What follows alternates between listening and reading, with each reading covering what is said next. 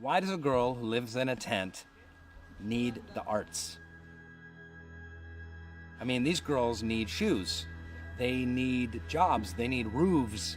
They don't need photography and creative writing.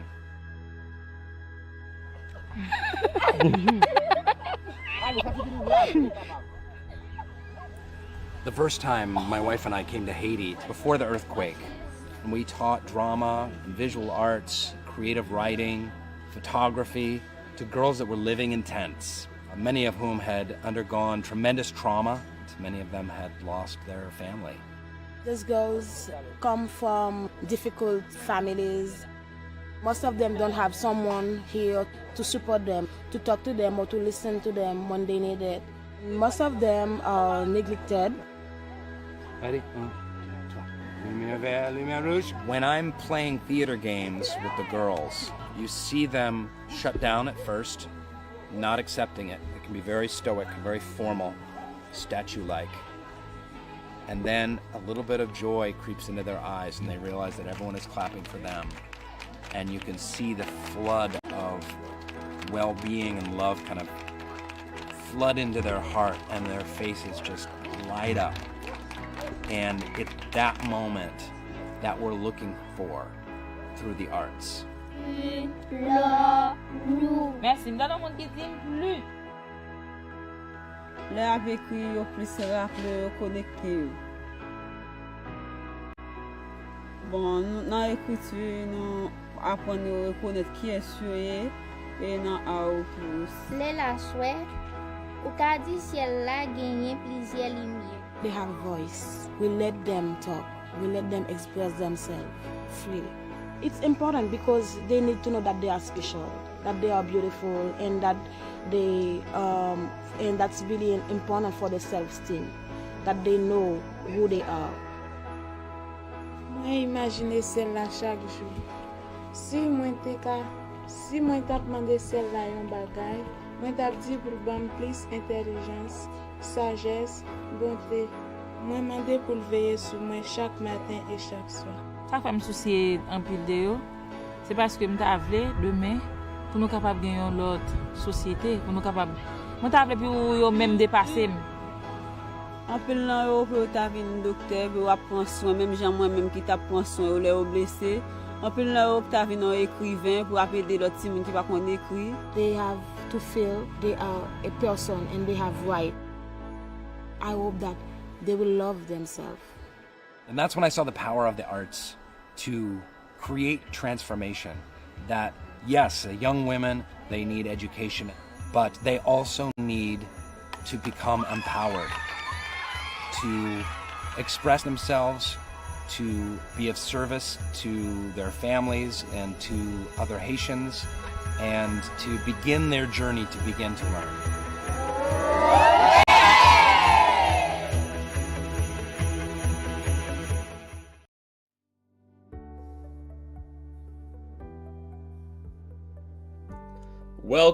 Welcome, chess world, to this amazing day. This is going to be quite the day. This is a fundraiser event through the lens of chess for Lidé Haiti. International Master Danny Rensch here, joined by a couple of legends. We've got Grandmaster Maurice Ashley over there on the left or right, depending on where you are. And we have actor, philanthropist, author, so many things with us now, friend of mine, Rainn Wilson, and founder of Lidé Haiti. Guys, thank you both for being here. Maurice, let's start with you. How pumped are you for what we're about to see here? I'm psyched. This is awesome. I'm really grateful to be with legends like yourselves. You know, I would have never said that about you, Danny, a few years ago when we used to play chess, rumbling back in the day. But now you've become a living legend yourself. And of course, none other than Rainn Wilson here and the fabulous work that he has done. Proud to be in good company and for such a fabulous cause. Rainn, we got a lot of questions for you. We're going to get into a lot of things today, but I want to start off by letting you know that we've been live for about 5 seconds and we've already raised $660. Just FYI, Andrew, whoever you were out there, Andrew something or rather just donated $500. Rainn, how excited are you to, one, play some chess, two, raise some money for your amazing foundation and be here with us? I'm going to kick all your asses. Okay, that's what we want to Okay, hear. that's how That's this what works. we want to hear. That's how this Well, works. No, in all seriousness, I'm really excited. Danny, I want to thank you and everyone at chess.com. They've been so generous, setting this whole thing up and publicizing it. It was a complicated endeavor, bringing on this incredible panoply of talent that we've got here.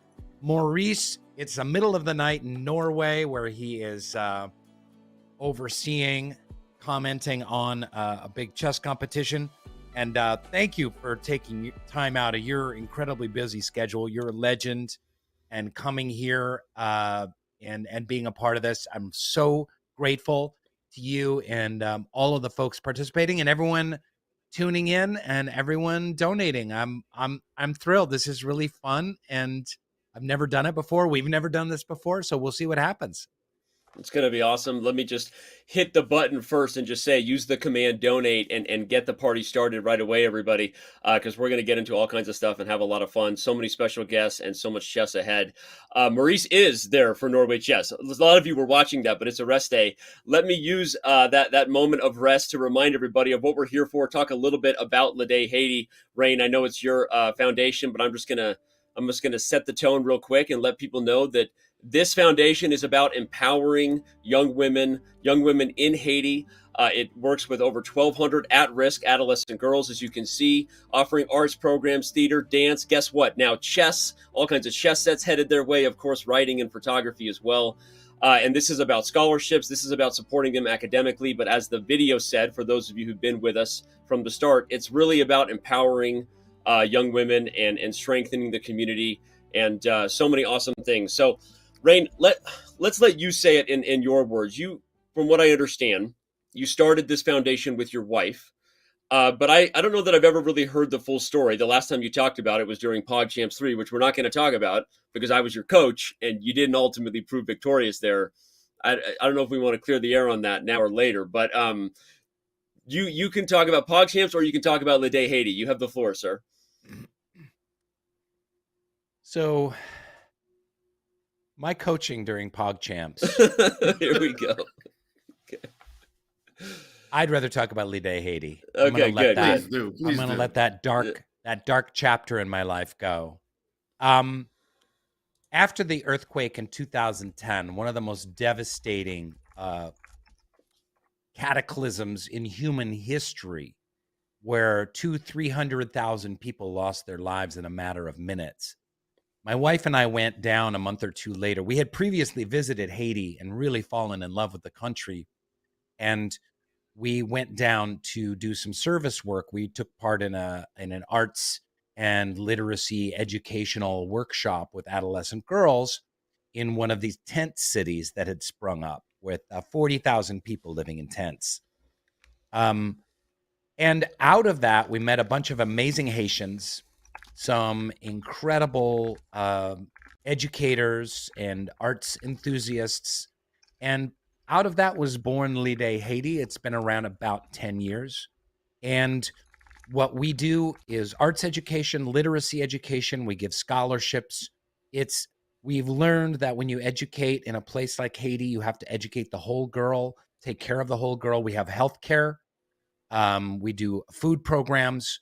We incorporate the parents and bring them in as well. There's psychosocial support and counseling for the girls. And right now we're working with over 1,000 girls in 8 locations. We've got a staff of 80 amazing Haitians. It's completely Haitian run and operated. And we just support Rainn, it. Rainn, I want you to continue, but I got to interrupt. We just had our first $1,000 donation from Z. What? I don't know who Z is. Thank you. We are already at 16. I have a feeling today is going to be a good day. We might blow right past chess.com's promise to match $10,000. Community, keep going. Rainn, you keep going. And everyone, thank you. Sorry, go ahead. Thank you, Z, whoever you are, the mysterious Z, and everyone else donating. How do they donate again, Danny? They use the command donate. They see everyone else doing it, and then they want to jump in. But yeah, use the command donate. I just tested it before we went live. It works very, very easily. So, and for everyone who was watching, Danny donated a whopping $20 as his test I'm gonna donation. donate Thanks more. so much. I'm gonna Danny. donate more. Okay. Thanks so much. Yeah. My God, it's just I'm gonna donate more. Okay. Anyway, all right. I'm being told I kind of blew right past wanting to hear the story. Let's remind everybody real quick of the guests coming up, because we're here to raise money. That's the ultimate point, but we're also here to have some fun with chess. So let me let everyone know that one of the awesome guests joining us is Joshua Colas. For those who don't know him, he's a pretty active, badass chess player on chess.com. He's got a FIDE classical rating of 2294. He, at one time, was the youngest chess master, the youngest African American chess master in history. That record has since been broken, but still pretty awesome. He went to high school in New York City. And Maurice, I want to cue you because you know Josh pretty well, and we can give the long version of the short version. But tell me a little bit about your relationship with Josh and his dad, and how kind of special this experience is going to be to spend the day with him. Let me tell you something. It's even deeper than that, because Josh's uncle, right, Clotaire, is the dude who got me into chess in the first place. Let's be clear. No way. I mean, yes.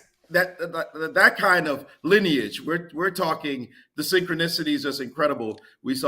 I was in Brooklyn Tech High School and saw his uncle playing chess, and we called him Tico, and I saw Tico playing, and I was like, I know the rules of chess. I'm pretty smart. I can play. And he just wiped me off the board, and that started the love affair with chess. Fast forward, and now his nephew is a baller, and it's great because I've come to know the family. They're great people, and Josh, of course, has incredible skills, and it's wonderful to see him doing his thing and now part of this initiative, as well as, of course, they're of Haitian background. So it's wonderful, man. It's just it's like family. It's crazy because I know this is going to seem, too serendipitous for those who are skeptics out there. But Rainn and I were talking about this event, about this show, and of course we talked about having you on, Maurice, and we're super hopeful and now grateful that you said yes. But we talked about Joshua Colas because Rainn knew about Josh being an African-American chess legend himself, and wanting to have him here. He was raised in a Haitian household, and we're going to get into that. But we invited Josh before we even knew anything about that. I had no idea about your history with Josh or his uncle, and so it's a pretty cool full circle thing there. All right, we've got some other guests. Let me introduce Deborah Richards Porter as well. She's going to be joining us. Also an expert chess player herself. She runs the R&D Chess Academy, the managing director, and she is the Jamaica Chess Federation vice president. We know that Maurice Ashley is doing some big things for Jamaican chess right now, and we know you know Deborah pretty well there, Maurice. She's also a 6-time chess Olympian for Team Jamaica, and she's going to be joining us later on. What is your relationship with Deborah, Maurice? And maybe if you want to touch briefly on some of the work you guys are doing down there. I'm telling you, it's ridiculous. It's like you've got your whole thing together, and you said, wait, Maurice has to be the right person, because, I was born in Jamaica. I'm a child of the Caribbean. And just this year, Deborah and I, and a few others as well from the Jamaica Chess Council, the Chess Federation Council, are working on the Grandmaster in 10 program. That is, the government of Jamaica has donated a sizable amount of money to help produce the next Jamaican Grandmaster. And that is exciting work. Deborah and I meet every week along with Mark Cameron and Jomo Peterson from the council, and we are plotting and planning to try to make sure that the kids in Jamaica have the best chance that they can have in order to become grandmasters and then beyond. So I'm excited that she was invited on the show. I had no idea she was going to be on until you said it. And then it's like, what? It's a family. It's a family affair. I love it. It seems like a prank from Maurice. You're punked. The show's about you. But all right, Rainn, finish your story real quick where I cut you off, and then I'm going to introduce our final guest. So wrapping up on how Lidé Haiti ultimately came to fruition there at the end. Yeah, so I was just singing some of the praises of the program, and our 80 incredible Haitian staff, 8 locations, over 1,000 girls, and I do want to take a little bit of time to just say that things in Haiti right now are unimaginably bad. Obviously, the country has always faced incredible poverty and a lot of natural disasters, but right now there's so much political turmoil. There's a lot of gangs kind of out of control, a lot of kidnappings. It's really, really some dark times in Haiti. That being said, we are still able to function. We work way outside of the capital in Gonaïve and in the north and in the far south near Lakai, and we're able to keep our programs going, and we're able to just keep educating girls. And every dollar you guys give today goes a long, long way. We're really psyched to be adding chess to the curriculum. A whole bunch of chess sets are on their way to our programs right now. And I think the girls are going to be thrilled to add that to their education. So again, thank you, chess.com, Danny, Maurice, Josh, everyone who's Tristan, everyone who's participating. Thank you. It's awesome. Well, the party's just getting started. We're going to talk about the chess sets, and it is going to be awesome to see what happens there. Maybe in the coming few years, who knows? More chess masters around the corner from Haiti. Speaking of the dollars that Rainn mentioned, every single one of them is valuable and goes to this cause. We're almost at $2,000. I think at some point today, someone's going to overcome that top donation from Z. I got a feeling that $1,000 may not be the top donation at the end of the day. But thank you. There were a couple others that came in. I saw 100, a couple more, $20 here and there, but every dollar counts. So thank you so much. Let me remind everybody, Rainn just mentioned Tristan. Tristan Richards is the third guest that we hadn't had a chance to introduce yet. She is the St. Lucia Chess Federation president, a FIDE Women's Commission counselor, outstanding game changer for the Americas award winner. That's a pretty big deal. And she is the 2021 St. Lucian Women's Chess Champion. Tristan is pretty well known online in the social media community in the chess world, a philanthropist and ambassador for the game. And she's going to be throwing down today with some chess, just like every other guest that we have coming up around the corner. So, all right, Rainn, it's time to do the thing we're going to do on this show. We're going to continue to talk about the charity. And by the way, we just got another donation. So we're at 1961. Thank you so much, everybody. So, all right, we talked about kind of the founding of it. You just mentioned the chess sets. How excited do you think the girls will be to play chess? Obviously, it hasn't been a part of the program yet. Are you going to go down to maybe to do some coaching, maybe a little better than the coach you once had? Well, no comment. Okay. I'd love to do some. It's a little dangerous to travel right now, but I would love to go down and do some coaching. And I think the girls are going to be really thrilled. I mean, part of what we do in our work is, we coordinate learning with play. We're not a school, Lidé. We're a educational initiative, and we support the full education of the girls, and building community is part of that. And that's what the arts do. And that's what chess does too. It creates communities. You see this, Maurice talking about all the different chess communities he's been a part of, from high school to, to the Jamaican Chess Federation. Sounds like the Caribbean's got it going on. So that building community is really important to our curriculum and our vision. Chess is something that I have loved all my life, right? It's impacted me. It's changed me as a person, just being a part of the chess world, but also some of those critical thinking skills that you get from chess. And I'm always using chess strategies in my life, in my business life as well. How do you hope that chess itself will empower the girls just beyond the board itself? Where do you hope it will take them? Well, in Haiti, girls are often greatly mistreated. They're often expected to do so much work in terms of getting up before anyone, building the fire, boiling the water, cooking the breakfast, doing childcare, cleaning, then working the fields and selling in the markets. And they're often taken out of school. So most of the girls that we work with are not going to a regular school. Some are going additionally into school. So we want to empower girls in many different ways. So this is adding chess to the curriculum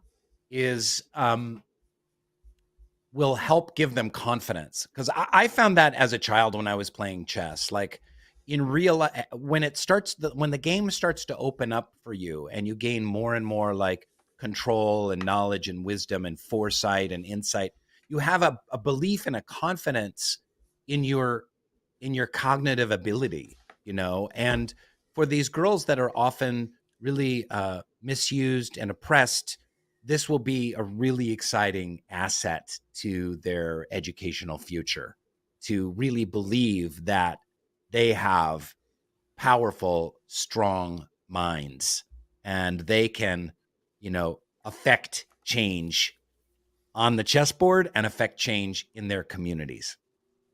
I love that. Man. The curriculum, you've touched on it a few times. I'm actually curious. Just my wife's a teacher, educator, and at one point we were working closely running a local charter school, and so I actually wonder how the curriculum is built. Are the art programs that were on the kind of the page we had there, music and all these things, is there a curriculum based around the arts, and how does that balance between traditional academic subjects? And I guess what I'm getting to is, will chess be a part of the mainstream curriculum? Will it be an official part of the curriculum that they have there? Well, now you're putting the pressure on. I guess we're going to have to add it officially. Maybe for the donations, we'll tell them, hey, get to a certain number and we'll do it. Go ahead. So the program operates on a number of different levels, right? We are certainly training girls in the arts. So they do dance, movement, theater, poetry and writing, photography, and many other arts. We have guest artists come in and train them and train the faculty that are teaching them. This isn't necessarily to make the girls professional artists, but it's it is really what it does is it builds confidence. It helps them create a voice, and it builds community in the girls. So that's one part of it. As their confidence grows, and we do tutoring, we have a mobile computer lab, we have scholarships, and we help fit the girls into school and make sure that their academics move forward. So we are an educational kind of advocacy program. And like I said, we add, a food program and health care. We do home visits, and we help educate the girls in lots of different ways. So I'm excited to add chess to this. Like I said, I think it's going to give the girls incredible confidence, which is what they need, that they have confidence to know that they can make decisions by themselves and in their communities. And sure, let's add it to the curriculum. Sorette Bregadon, our director in Gonaïves in the north, she's already been in touch with some folks in the area that play chess, know chess, that can coach chess. So we're gonna bring chess out to the farmlands of the Artibonite of rural Haiti. That's beautiful, man. That's absolutely beautiful. The image of it, I can't wait to see the videos, the pictures, and the power that it is to empower young girls. We know we have that issue in chess, that not enough female representation, and this will only add to it. So beautiful work that you're doing. I'm curious as to what you love the most about chess. I understand, of course, you're in the arts yourself as an actor, but chess fires you up for what reason, and why did it when you were first playing the game? What's the driving force that makes you wake up and want to play a chess game? What really fires me up about chess is taking a screenshot of a game that I'm currently in and texting it to Danny and being like, WTF, what do I do now? You're asking Danny for advice? You should know better than that. Well, I was going to say, Chad is razzing on me right now. Do everything they can to de-empower Danny. The whole reason I am doing this event today is so that I can get Josh Colas's digits, so I can ask Josh what to do in my chess games and not Danny. So, so I guess for me, it was, like I said, as I was, when you first start learning chess, you learn the basic moves, and then you learn, there's some tactics here, like, controlling the center is a good idea, and, attacking the king is a good idea, and and then you learn a trick or two here and an opening here or there, and then the game starts to unfold, and you kind of get these kind of levels of understanding how the game works. And I am still a rank amateur. I'm a very mediocre chess player, but I'm fascinated by how the levels of knowledge work. Like sometimes sometimes I'm working on the game, sometimes I'm not, but when I'm working on it a lot, all of a sudden I see the board in a new way and see patterns in a new way and remember old patterns. And it's really thrilling. It gives you a big rush when you're able to kind of see the board in a new way and see attacks and then see where you want to go and strategize. And then you actually do it and you succeed. And you're like, wow, I actually had a plan. And then I carried that plan forward. That's amazing. So to me, it's just part of being alive. I like to learn. I'm curious. I want to push myself.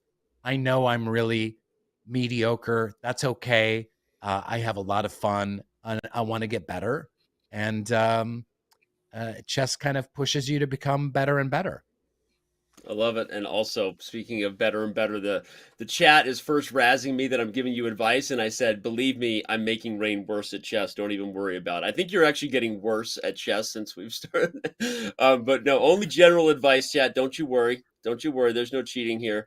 Also, we have crossed $2,000 raised, and I apologize for being a little distracted to Rainn and Maurice, who can see me off camera, but I'm getting asked by friends how they donate, and I'm just letting them know. So we're gonna have a big party here. The chess party is about to start. So before I segue the chess, explain a little bit about the hand and brain games that are going to go down, I want to do a couple things. One thing, chat, if you're just tuning in, we will have a Q&A with Rainn at the end of the show. We are going to hand select 5, maybe I'll push for a few more questions. So if you have a question for Rainn Wilson about anything from his charity to everyone wants to talk about being Dwight on The Office, maybe his new book, Soul Boom, anything for Rainn, we're going to pick 5 questions. So that's a reason to stick around.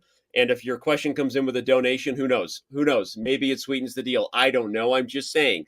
Also, we're going to have a viewer who gets to play a game with Rainn as well. Again, it is random. We're going to randomly select anyone who makes a donation is automatically registering themselves for a chance to play a game with Rainn. So bring your questions. We're going to choose 5 of them, make some donations, and you're going to have a chance to play Rainn. On that note, Rainn, we're going to get our guests. Oh, freeze frame. What happened? Heather just dropped $2,000. $2,000. Heather just dropped $2,000. That is incredible. I had a feeling. I had a feeling $1,000 would not win. So Z, you were just taken over by Heather. Heather, you are amazing. Wow. Thank you. The word is wow. That's fantastic. We're over $4,000 already. We can make this number, and we see the number growing as another $20 just dropped. BJH 13. We really appreciate it. The cause is a powerful one, and we just love the fact that you guys are buying into this as well, and just incredible. Loving it. Yeah, I'm just going to say early because I'll say it again. Obviously, we know that there are charity drives happening all the time, and finances can be precious and tight for people, and you got to choose. But, just a reminder, we haven't done a charity stream on chess.com in all year or in a while. So for the chess community, it's really, really exciting to see us turn out here. And I have a feeling today's going to be a big day. So anyone who can lend their support, I appreciate it. Heather, $2,000. I can't even believe it. We're on our way. Thank you, Heather. Thank you so much. Hey, guys, real quick, I just want to invite my wife to say a quick hello. Let's do it. Holiday.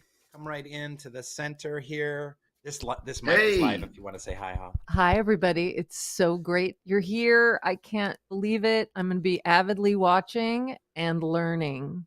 Love it. Thank you. Holiday, great to meet you. We played chess on one of our first dates, and I beat her, and she got really mad, and she, I don't know, yelled at me and punched me, and then I knew it was love. You still got married? Chess as a little girl, so yeah. We did. We still got married. It was fantastic. So Holiday, co-founder, board member, board chair, and thanks. Let's proceed, Danny. What's next? It's awesome. Thank you, All right, Heather. well, I was going to ask you to predict how you're going to play. I think we should just get into it. Yeah, we've got two people waiting to jump in. We've got Joshua Colas. We've got Tristan Richards. Maurice and I are now in the chair here. That's because Rainn has just been magically pulled back. That's the magic of Hollywood. He's getting ready with his partner. So, Maurice, who do you predict is going to be the better team here of the teams that we have? We've got Rainn and Deborah. We've got Tristan and Joshua Colas. You know, I'm going to say I have no idea. Okay. But the fact is, I see Rainn, and I know he's a wild card. He's a little bit of a maniac. That's my feel. He's been coached by Danny Rensch, so that's already a bad deal. The rest of them I know are players. And look, Deb is a beast. I mean, she's a baller. She's played so many times for the Olympic team for Jamaica. Tristan Richards, by the way, from Jamaica originally. Let's get that clear. She's in the seat as well. And then you got Josh. I mean, I'm gonna say I'm not gonna call it. I'm not gonna pick one. We're all friends here. We'll see how it goes. All right. I'll just call it. There they are. I think they can hear Rainn. I'm going to predict, Maurice, that whatever team Rainn is on is going to lose. So. All right. Do we? I hope he can. He can't hear me now. anymore? This is the hand and that's brain, too bad. right? That's too bad. So, all right, let's do this hand and brain I'm thing. The brain. Okay. And Deborah's going to be the hand, and I'm going to say. The reason on. I'm not hearing, that's how it's supposed to be. All right, Maurice. They're going to banter some. We'll try to listen in when we can. I'm not Again, fans, hearing please remember. Anything. If That's we're your going to raise brain. money black, so dude, wait, what just happened? Oh, I'm we're waiting on black. white Did we just Oh, get another massive donation? oh, sorry. Go ahead, Tristan. Go ahead. Yes, I can't hear either. Z just balled in at a massive 2,500 donation to take over from Heather. Z did not appreciate not being number one, and we are loving it, Z. That is so generous of you. Really We are hear now at anything $7,730. either. Just absolutely wonderful. Well, how are you this doing, is Deb? without I even hope you're seeing any well. I chess. hope folks They're trying to can figure see out the this. chess, Yeah, but there's I'm doing incredible exciting game so help far. going for Oh, these yeah. girls. Our hearts are warmed by all this generosity, folks. This is amazing. I don't even know who Z is, but Z and Heather might be going at it for a while. This is how big money is raised. And what I was trying to say in my speech was just that if you're looking for a cause, I know things are tight and there are so many different reasons to support a lot of things. Everyone, we all know that. But this is a legit game-changing, very, very impactful charity. And obviously we're here doing a chess event because this is meaningful for the chess community. We're raising money to help make chess a part of a curriculum for empowering girls and girls who need it in a place that needs all the help it can get. That's the honest truth. And the chess sets that we already sent there and the opportunity to grow a chess program and everything that might happen there is special. And who knows what that means in 10, 15 years when you're talking about chess masters from Haiti. Maurice, you never know, right? You got to start somewhere. What did you say before the show went live? Something you got it one step at a time kind of thing is what you said. I said a journey of 1,000 miles begins with a single step. And you're absolutely right. And it's really not about creating chess masters. We would like to see that, obviously, but it's about empowering girls who deserve a shot. And those girls, you could tell, are working hard and trying everything they can to get out of their circumstances, which is a difficult circumstance. But right now, let's jump back to the chess. We see a lot of smiles, which we're not used to when chess is going on. You're gonna be smiling and laughing. We got a Slav essentially on the board. The time control we should point out, by the way, is 7 minutes plus a 5-second increment. Not sure what's happening right now. Josh, Tristan and Josh have the white pieces. Rainn and Deb have the black pieces. I'm correct on that, right? I think you are indeed. Hello, what I'm seeing too. And Josh? By the way, we've got a Slav. They're chatting about it. This next move, I'm not sure what's happening. I just want to say we were not trying to blow over how big a deal the donations have been. Z and Heather saving the day right now. Josh, everyone's dollars are making a difference. We are well on our way, and Josh. please and thank you. Continue to bring it in. Okay. It's so funny that Z didn't Josh- let that Josh is donation frozen. last long. So, all right. Josh. Something's going on in the game, though. I think we're Something's having some going on in the technical game. difficulty that we Yeah. will have to figure out because White Got it. has been frozen for some time. I think Josh got disconnected. That's one of the issues with Hand and Brain. It looks like he's Yeah. back now. Okay. I know he ain't scared. He's from New York, so he's Let's do definitely Bishop. not scared. And now we All right, get we're back. Oh, Josh All was right, so disconnected. Bishop and Oh, Four okay. on the board. Okay. Josh. Here we go. So Tristan Knight. is the brain. She's making Josh make a move with the bishop there. So now a knight has been called. I mean, all these players are players. Like the lowest rated player is probably Rainn. Maurice, we just had a huge donation of $500 from Jesse. I know who Jesse is. Hey, Jesse, that was one of the friends I was texting with. I won't say your last name, but Jesse, you're wonderful. You're amazing. Thank you so much. Wow. Okay. Jesse is awesome. She's awesome. Interesting. Fantastic. Strange. All right, dude. I'm gonna call it and say for a 7-minute game, they're going way too slow. Like you got to get up off your high horse and make some moves. Like what's up? We might even have to remind them of that. Not to say that they need any reminders. You know, we don't want to break any fair play rules. I was try already not to look accused so of that. disappointed. But I think they need a reminder that this is a fast game. This is a fast game. I say Bishop, you're like, They're having too much fun. You can't have this much fun. I mean, chess is fun, but you can't have this much fun. You can't be laughing and joking and yucking it up. You might get made it. Just a Like thought, just just thinking. you got to keep playing. I have to remember that I'm All not right, well, and therefore I'm not supposed to. I predicted that any team Rainn was on would lose, Maurice. I might be wrong right now because they're up on the clock. Their position is fantastic. Okay. It's just starting, so we'll see where it goes when time pressure hits. Come on, you're overstating it. It's not that fantastic. It's just they just came out the opening. The pieces are developing.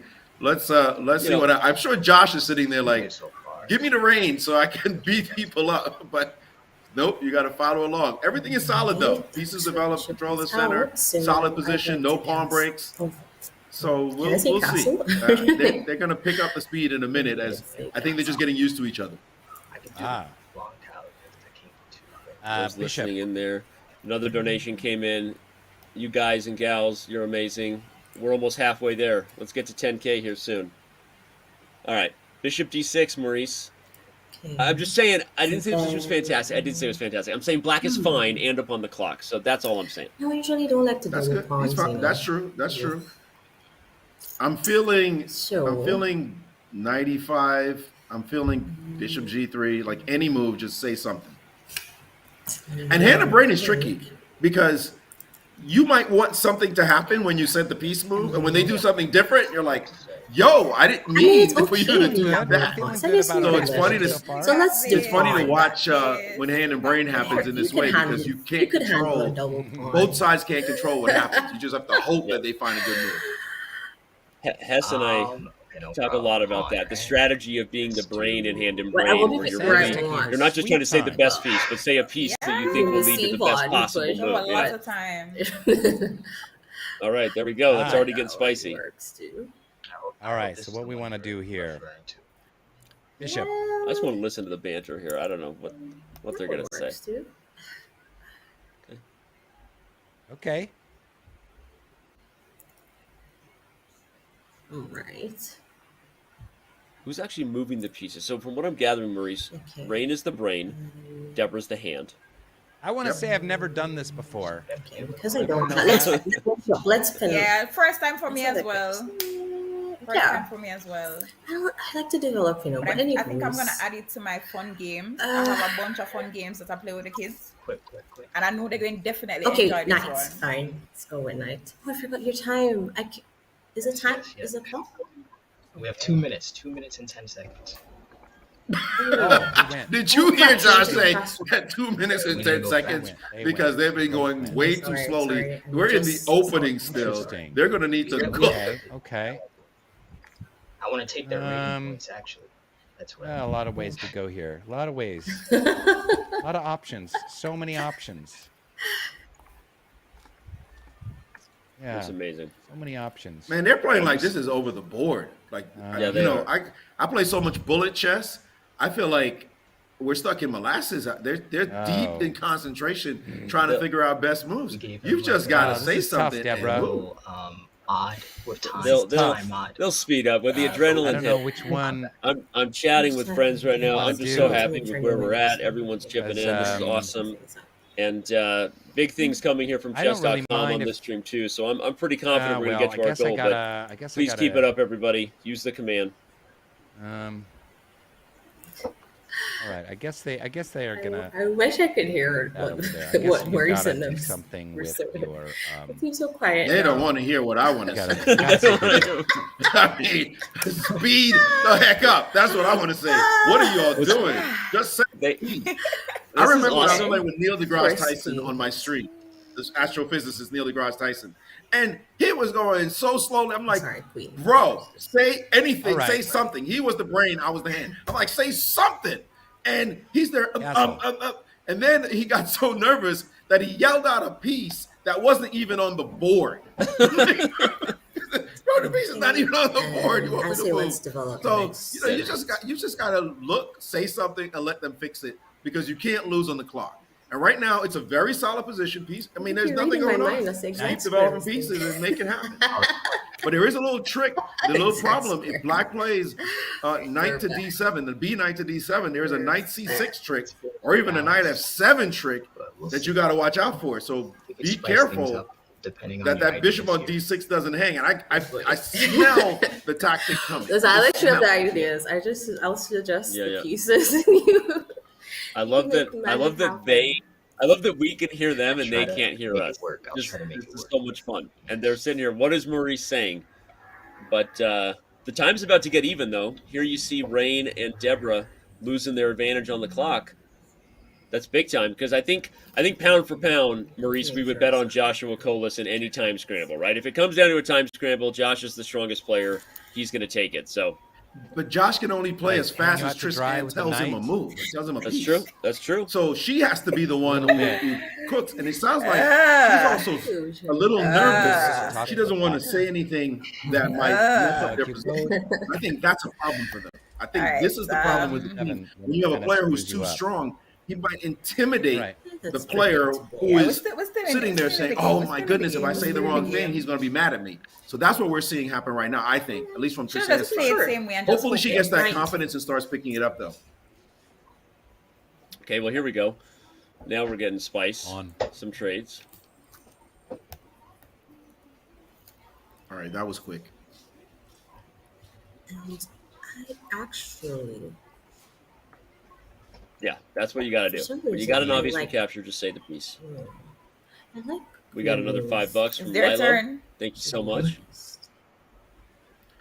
You see, she's contemplating again. Yeah, Trish. I know Trish. She's strong enough that she could just say anything right now and be okay. But she's contemplating too much and letting the time tick down. She doesn't want to say the wrong thing. She said queen, which is good. I like that aggressive move. 2 minutes and 50 seconds. Agreed. They have 1 minute and 30.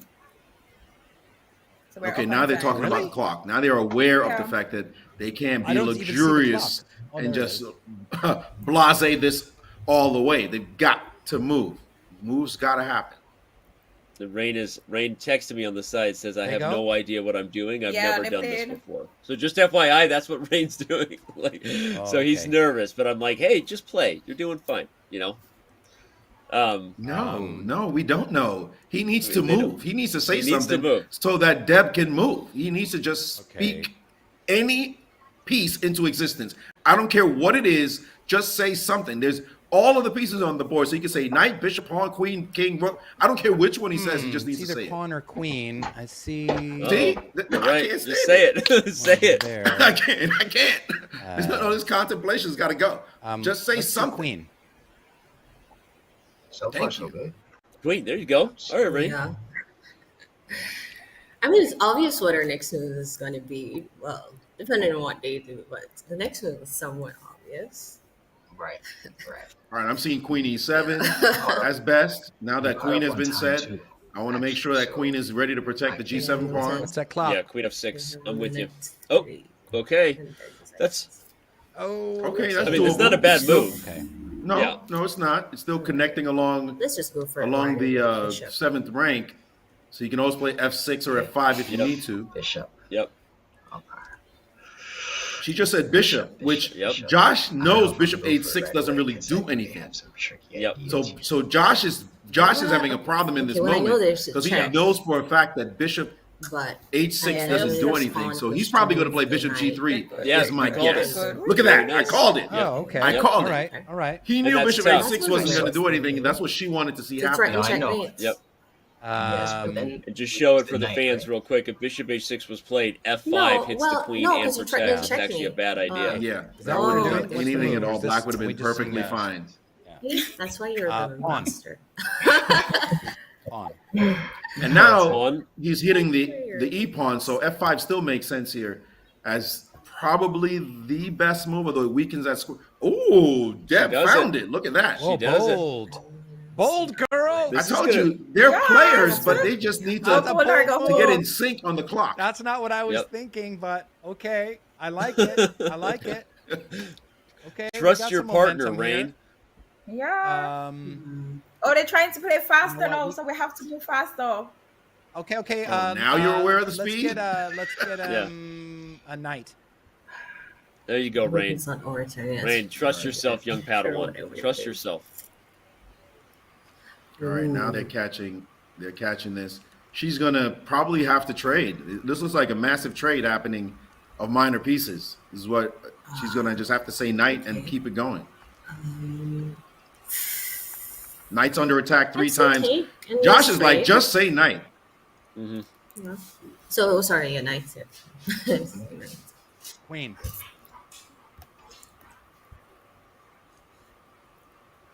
And now another trade. Bishop. 40 seconds. 40 seconds. Bishop. Yeah, sorry. Queen. Bishop, sorry, and then pawn. All right, now the clock awareness has started, and we're going to see bullet chess go on the board now that they're down to this time situation, this time crunch.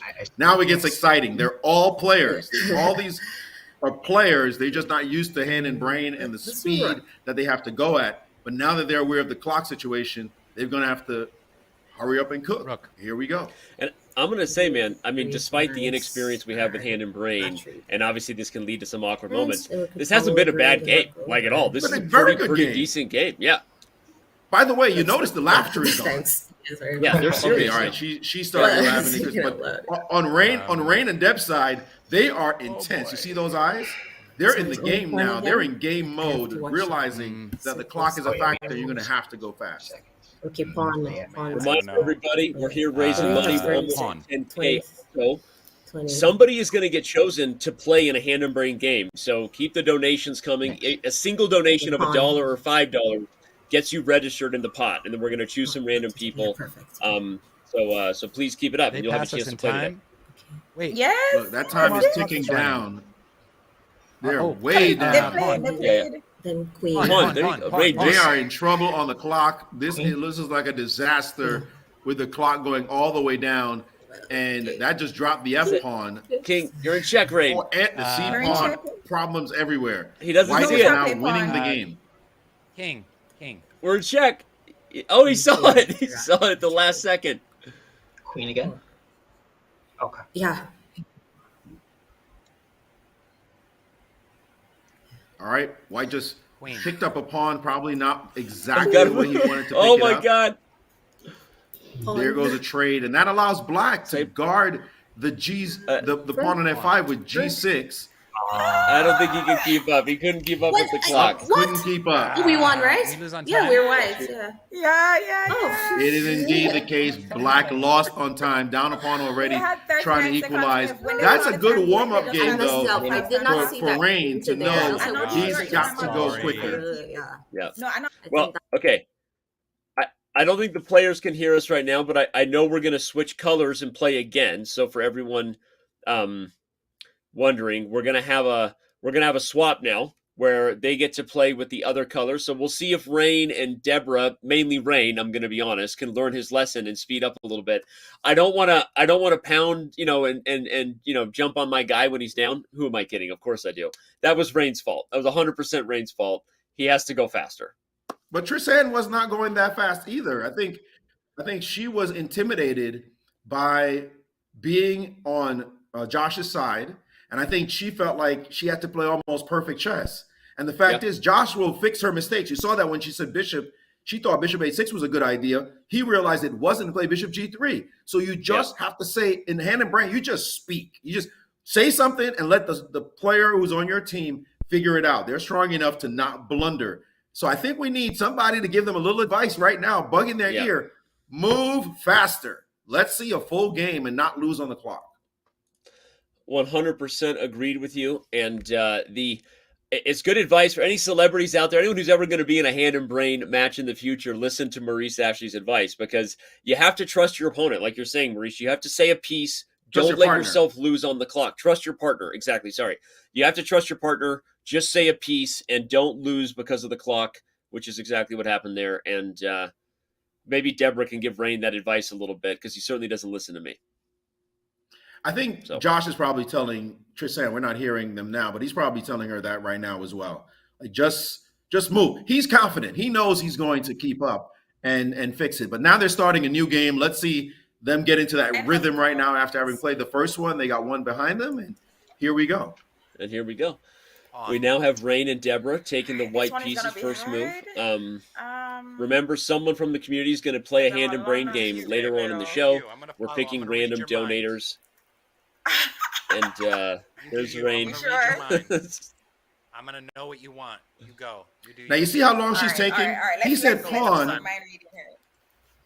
What Deborah has to realize is that even though he's the brain, she's actually in charge. Right. Like, you play hand and brain, when you're the hand, you're actually in charge. The brain, you think, has most of the power, but in fact, the hand has the power, because you can tell me pawn, and I got 8 pawns to move.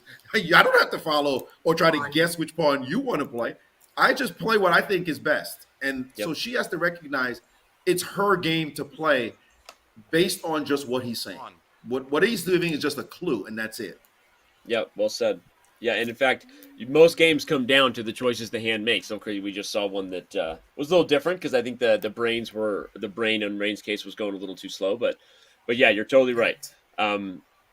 That's funny. So Rainn said pawn again, and Deborah moved the A pawn. She wants him to say pieces. Rainn, she's like, Rainn, develop your pieces, bro. There he goes. Okay. Pawn. Pawn. Okay, look at this high quality chess from Mr. Joshua Colas. You know it. Exactly. He could have played c6, but he's like, nope, I'm going to open up and take advantage of White's slow development with the pawn move to a3. But now we're seeing just a little more pace. Am I hearing a baby in the background? I am hearing a baby. Someone's got a baby back there. Hello, young kids.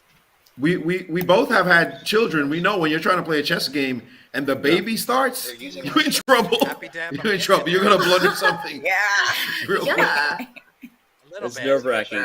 I don't know whose house it is. I think I saw Deborah turn around and look at someone there. I think it's Deb. Okay, I think it's Deb. Does have a baby in the house. I think she has no idea too. Did you ever bring your kids to tournaments when you were playing and have them like, no. Okay, No. I made that all the way at mistake. the bottom and at the top to the right. And I got one really funny story. I'm not probably gonna be able to tell it, but a funny story where my baby didn't understand that you weren't supposed to be quiet. You were supposed to be quiet in a chess room, and things got wild. Oh, maybe that's why. Okay. Whoa, Andrew Dr. Thank you so much for that $500 donation. We are now almost halfway to the 20,000, folks. Fantastic donation there. We're not even halfway through the show, and we're at halfway to the number. So that is fantastic. Any little bit counts, folks. Any little bit will help. And this is for such a wonderful cause. Lidé. Lidé means both leader and the idea in French, in Haitian, in Creole. Lidé. It's the leadership that these girls will be showing and the ideas that they'll bring to their home country as they take on arts, chess, everything else that Rainn's wonderful program will be teaching them. So it's beautiful to see that. And like I said, any little bit helps. As small a donation is not too small. And right after Andrew, we saw another $20 by an anonymous user. That's awesome. Andrew, I think, was actually our first big donor. So shout out to you, man. If it's the same one, you donated $500 right at the top of the show. That puts you at $1,000. You are awesome, sir. Very good. And that's awesome. I guess I should have done more of my research. I didn't know that Lidé Haiti meant what she said there. That's awesome. Well, you just get that's why I'm an OG, man. You're an OG, man. Hey, I do my research. You should consider doing commentary. Have you ever thought about that for a thing? Let's see. Yeah, maybe I might. That's a good idea. Career move. Yes. So we just need to keep it. All right. Well, here we got Rainn and Deb up on the clock again, Maurice. I would say that's a great thing that they learned their lesson, but they were also up on the clock in the first game. They can't say anything about the game itself. They can chat about anything, but they can't say anything about the game. Yeah. All right. So I guess we got we got a good position here. I mean, yeah, we do. It's Yeah, no, this is very natural. That A3 move threw us for sure earlier, but there's been no punishment for the move. It's basically equality in the position. Black is fine, white is fine. It's just a game. Now we just need to see where the pawn breaks will occur. Knight jumping to D2, obviously a great move. I'm expecting to see Queen E2 and the rooks coming to the center. E4 is the natural break. Black doesn't have obvious breaks in the position, so that bishop on B7 could be a problem in the long run, but that at least deters the E4 break because the bishop will be able to open up along the long diagonal. And Danny, feel free to draw arrows when I'm speaking. I mean, I know you're in control of the board. Be nice to let the fans know exactly what I'm talking about. Okay. We had a couple of long diagonals for the bishop here. I'm sorry. I was distracted because we've got such an awesome chat, and we've got Andrew Maurice. I don't know if he's serious, but Andrew DR, who donated, said he wants to donate $500 a month for the next 12 months. And I was like, if you're serious, let me know, and I'll get you a hold of Rainn. So anyway, let me know. I'd be distracted by that too. Andrew, I appreciate it. My middle name is Andrew. For those of you who want a little bit of trivia, I'm feeling you, Andrew. Fantastic, beautiful thing to do for these young ladies. We should give them a birthday trivia too, which is a couple people on this show are very close in terms of their birthday dates. We'll talk about that later. All right, back to chess. Tell me what to highlight, sir. I am your wingman. Keep it safe. Well, I was saying sooner or later, White's going to want to play E4. Right? Yeah. E4 is a natural break here. You probably want to bring the rooks to the E and D lines just to apply some pressure. But sooner or later, you're going to want to play E4. The problem with playing E4 is that the bishop on B7 is laying in wait. It's not a great piece where it stands, but it's laying in wait. So when you do play E4, that bishop will wake up, will breathe along the long diagonal. So it's not easy to figure out how White will expand and also contain. Right, when you expand, you want to be the one getting all the juice from the position, but you want to contain Black as well. Now that last move really suggests to White to potentially trade. It would have been an interesting idea to trade right there and then play E4 because the capture would have allowed Knight takes on E4. That would have been possible, but I like also maintaining the pin. Black's bishop on D6 probably wants to drop back, but it's already moved twice. So, interesting position. That pin is annoying on that diagonal. I was going to say, and this is just a little bit of hand and brain practical opinion, but I also like bishop h4 from Deb because usually in these scenarios, you don't want the other team to have a forcing obvious move. You give them an opportunity to think, and that makes it harder. And in fact, depending on how they handle it, e5 may not be the best option if White can take and eventually get your e4 move, but we'll see. This is explosive now, bro. This is explosive. Of course, you have to kill that pawn immediately. It's got to die. That pawn cannot continue to exist. You've got to just take it. There should be no consideration right now. They have to take pawn takes is easy, and we see the e4 move will be possible, except how you do it will matter. I wonder if you should play e4. Even wait a minute. There's even e4 right now. Is that a little bit nutty? It is nutty, but it's possible. Oh, and they play it. They played it. Oh, Rainn said pawn. Woo! This game is fire. Rainn said pawn, and Deb goes into the fire. She plays e4, and we are about to get some fireworks here.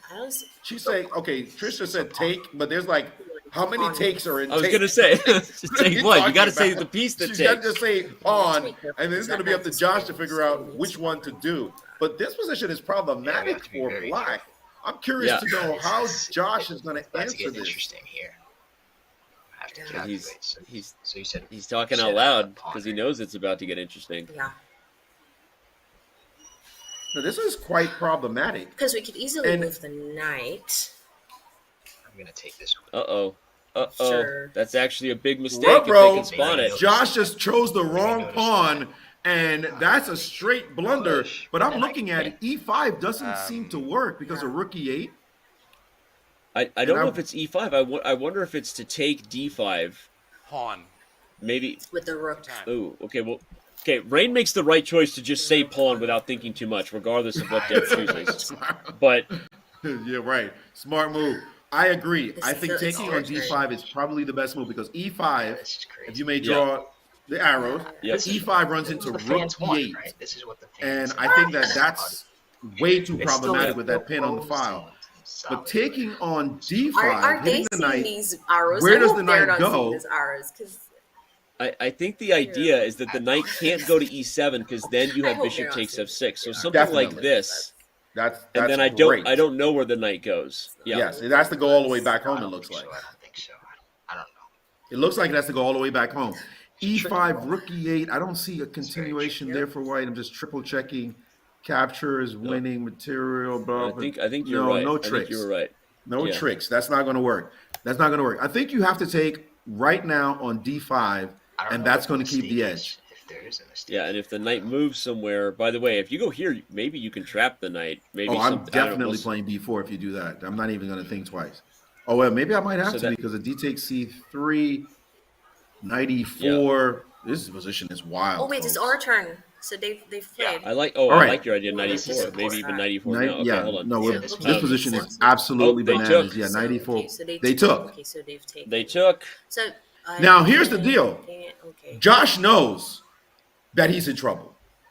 Yeah. And he was the one who made the critical mistake taking on D4 with the pawn. Okay, it wasn't even Tristan giving him bad advice. He actually took the wrong pawn. So now he has to fix his position, and he's not feeling good. He's strong enough to know that this is problematic.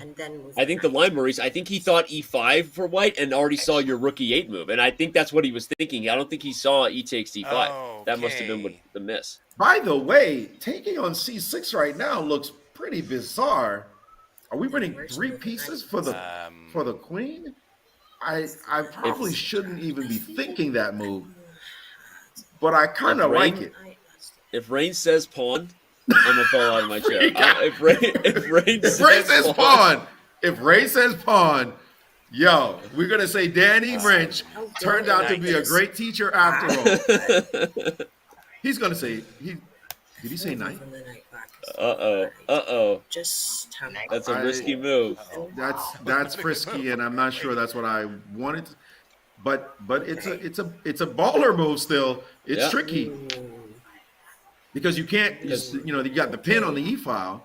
But you still can't move the rook. So I'll say move the knight. Well, where are we at on time? I can't quite see. Yeah. But I feel like moving the knight. We're at 2 minutes 12. They're at 1 minute. This is not 50. An easy position for black. Black still has to find moves here. And knight takes F6 is check.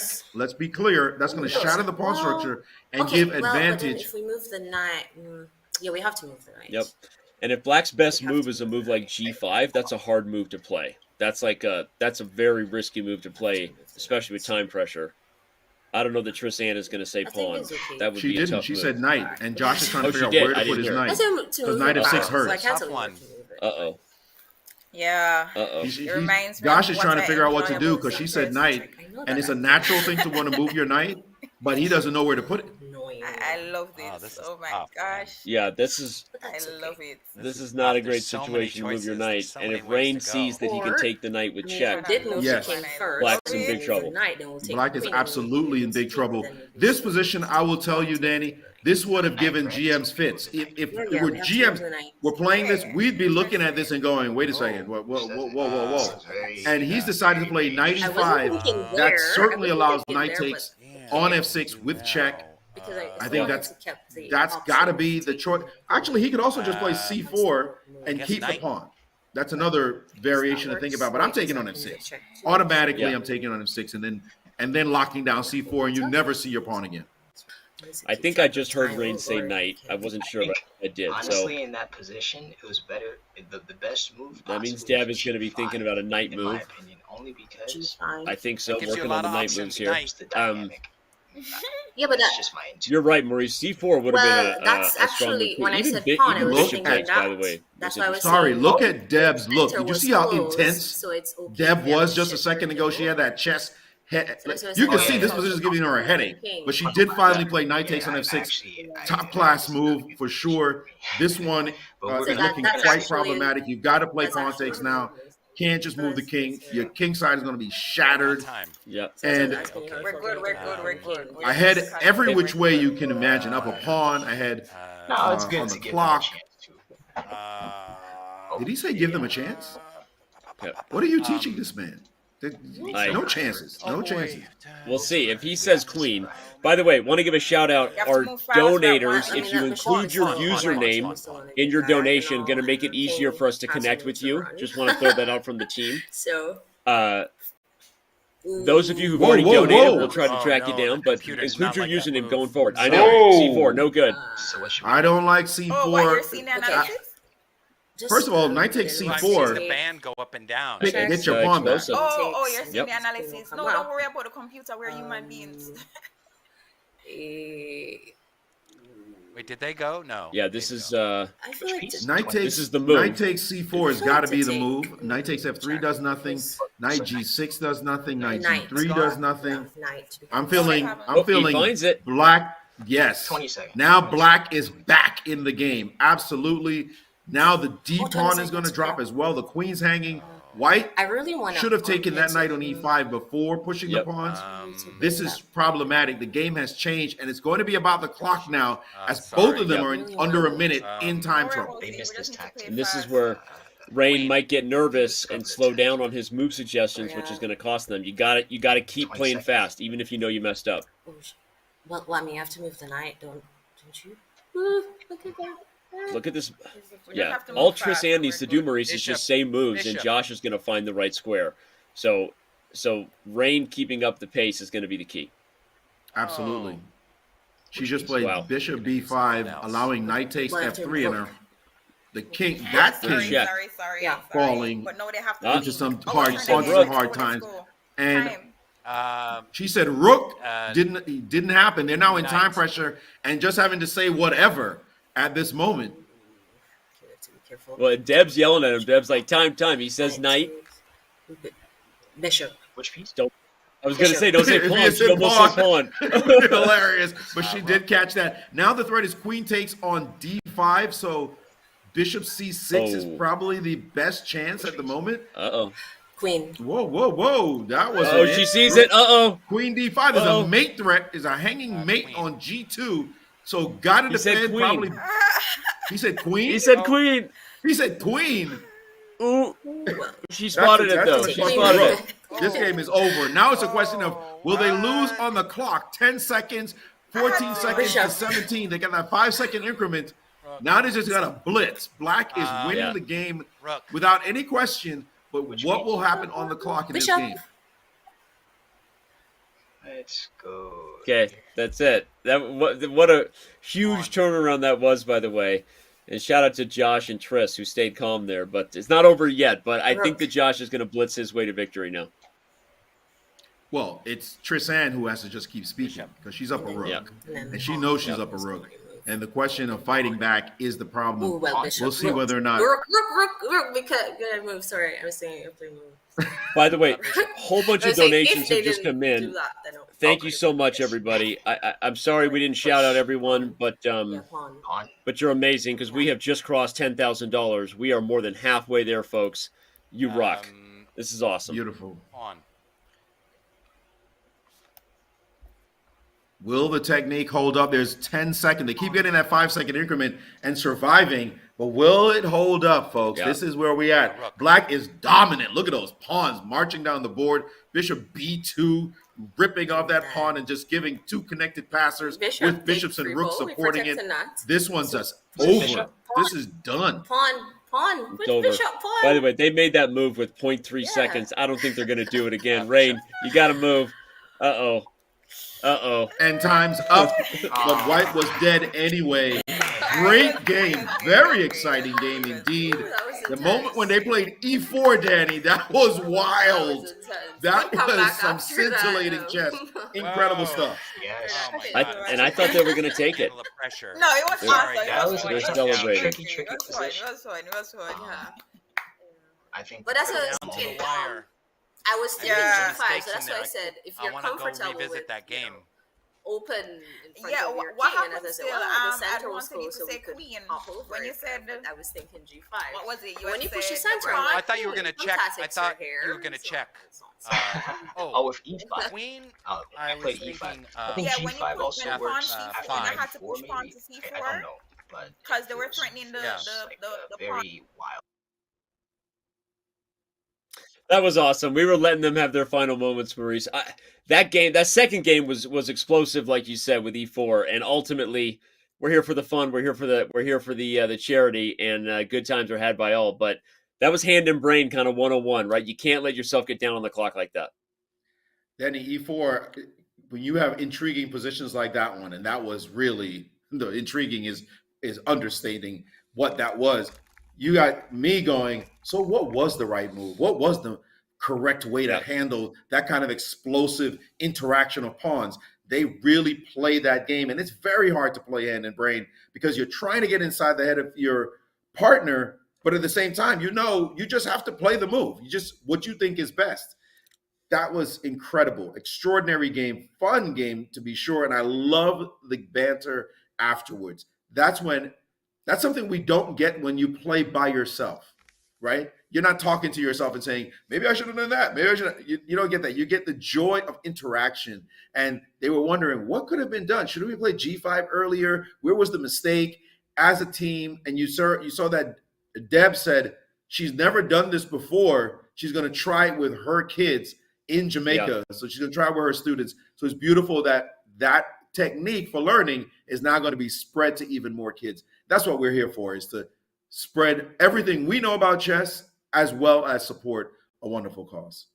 And it's a great format. It really is a great learning variant. And if you are playing with friends, everyone, you've never played hand and brain at a party or whatever with your kids, it can be a great equalizer because you get some moments that are super instructive and talk about the different thought process between the stronger player and the less experienced player. So anyway, great stuff. This is where I was planning originally in our run of show, Maurice, to kind of do the big segue where I made sure that no matter what, we were going to surpass that $1,000 donation that we started with, because we hadn't really announced officially yet on the stream that chess.com will be matching all donations. And I thought it was going to be more needed. Right now, the community might be getting us to $20,000 by themselves. But when we come back, chess.com will officially make its donation of $10,000. And we will be crossing our goal already. But I want to make a new goal on that note. Community, we're not off the hook yet.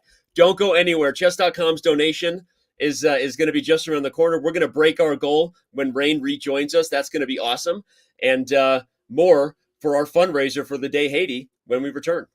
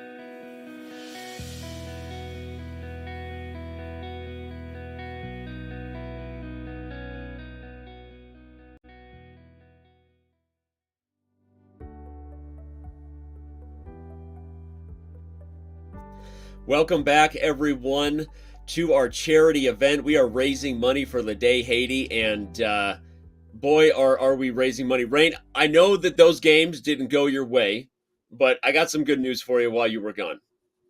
We crossed $10,000. Whoa! We had someone pledge to make a $500 monthly donation, and What? now that we've rejoined chess.com, who I thought was going to be maybe the thing to kind of keep the party going to make sure we were motivated to reach our goal, our $10,000 donation that we're about to make right now is going to get us over our goal, and we're not even halfway through the show. I love it. Oh my gosh. Thank you, everyone. Thanks for your generosity. Thanks for all the donations. I'm really sorry to Deborah. She's so sweet and so frustrated with me, and I just blew it. We had a nice center game, strong attack, and then it all fell apart. I'm not exactly sure what I did, but that's a tough way, because I see a move and then we just were not in sync sometimes. But I know that I let her down, and I let down the great country of Jamaica too. And so you did not let anybody down.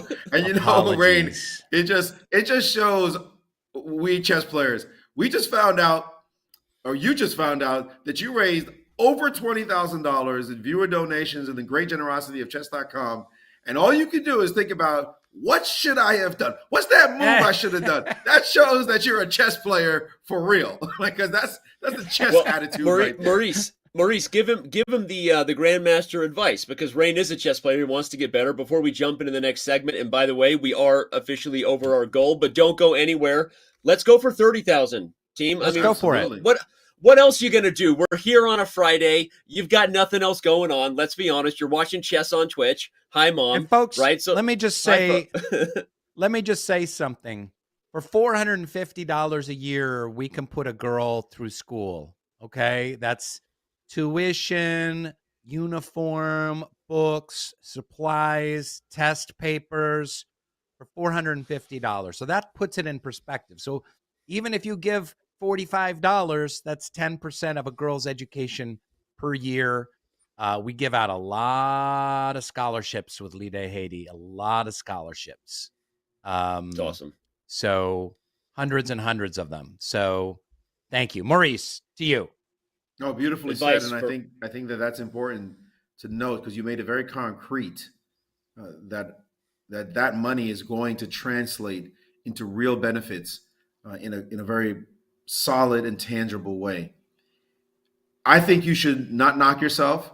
I think that hand and brain, the trickiest thing about hand and brain, especially when you're the brain, is just saying a piece and saying it quickly, whatever it is, pawn, bishop, just say something, because you're not really in control. You see it happen. You said something and then she did something else. And I was like, I hear you, but I'm going to play another move. You're not really in control. The only thing you can really be in control of is your speed. And so you just have to relax and just say it, not worry about the pressure, and say whatever you have to say. So I would say that is a number one advice I would give next time you play. And when you're going to be playing soon with Josh. Yep. So make sure you just speak, right? Like, or if you're the brain, if you're the hand, you just got to move. You cannot guess at what the other person wants. You just have to play almost like you're not a team. I mean, you are a team. You're trying to be in sync. But the reality is you've got to go with what your gut says or what your analysis says, and just go with it and flow, because flow is the most critical thing when you're playing on the clock. Wow. That's well said. That's well said. Indeed. Great advice. Now you tell me. As your coach, what I would say to you is just move faster. You just got to move faster. You got to suggest moves faster, Rainn. It's like what we talked about this. Isn't that what I just said, Rainn? Danny? Jeez. Isn't that what I just said? Coming down a little strong. Okay. Jeez, chill. No. I'm obviously kidding. No, you really did play great. And I can't wait to see what happens next. So let's talk about that next person, Joshua Colas. He was just on the other side of the board, facing off against you. Now he's your teammate, as you guys are going to take on a viewer. Remind those who just tuned in, if you don't know who the man Joshua Colas is, he's at one point, he owned the record for the youngest African-American chess master in history. A New York native, just like our guy here, Maurice Ashley, and he's an All-American for many, many years, 2009 to present. He's the man, and he joins us right now with his dad in the background. We are now joined by Joshua and Guy Colas. Joshua and Father, sir, thank you so much for being with us. My pleasure. Thank you guys for having us. It's a great pleasure to be here. Yes. Josh, I'll kick things off because we're gonna move to the chess here at some point, and I'm gonna warn you about being Rainn's teammate and all the pitfalls that can be involved in that. But before we do, I want to say that I just want to start with, you were raised in a Haitian household. You obviously immigrated to the United States. Talk a little bit about maybe what this event means. I guess obviously giving back and trying to empower young women through chess, and just your thoughts on the overall goal and mission of what we're doing here. Sure, Danny. So once again, thank you for having me on the show. I did grow up in a Haitian background. So growing up in a Haitian background was actually a unique experience for me. For the most part, my parents, I would say they instilled like a strong sense of family and community values in me. On one hand, I would consider my dad over here more American than my mom, culturally speaking, due to the fact that my mom came here when she was 24 years old, and my dad, he came here when he was 6 years old. But for the most part, growing up in the house, one thing that they had in common was that they both expressed the fact that education was important. And they wanted me to complete my college degree, which I was able to do so in 2020 at Webster University. And I would say also growing up, my dad, he was a little bit more lenient than my mom. My mom, she's a very structured and very disciplined lady, as most Haitian women are. And it was great to have that mix of leniency and that structurism of keeping me on my toes.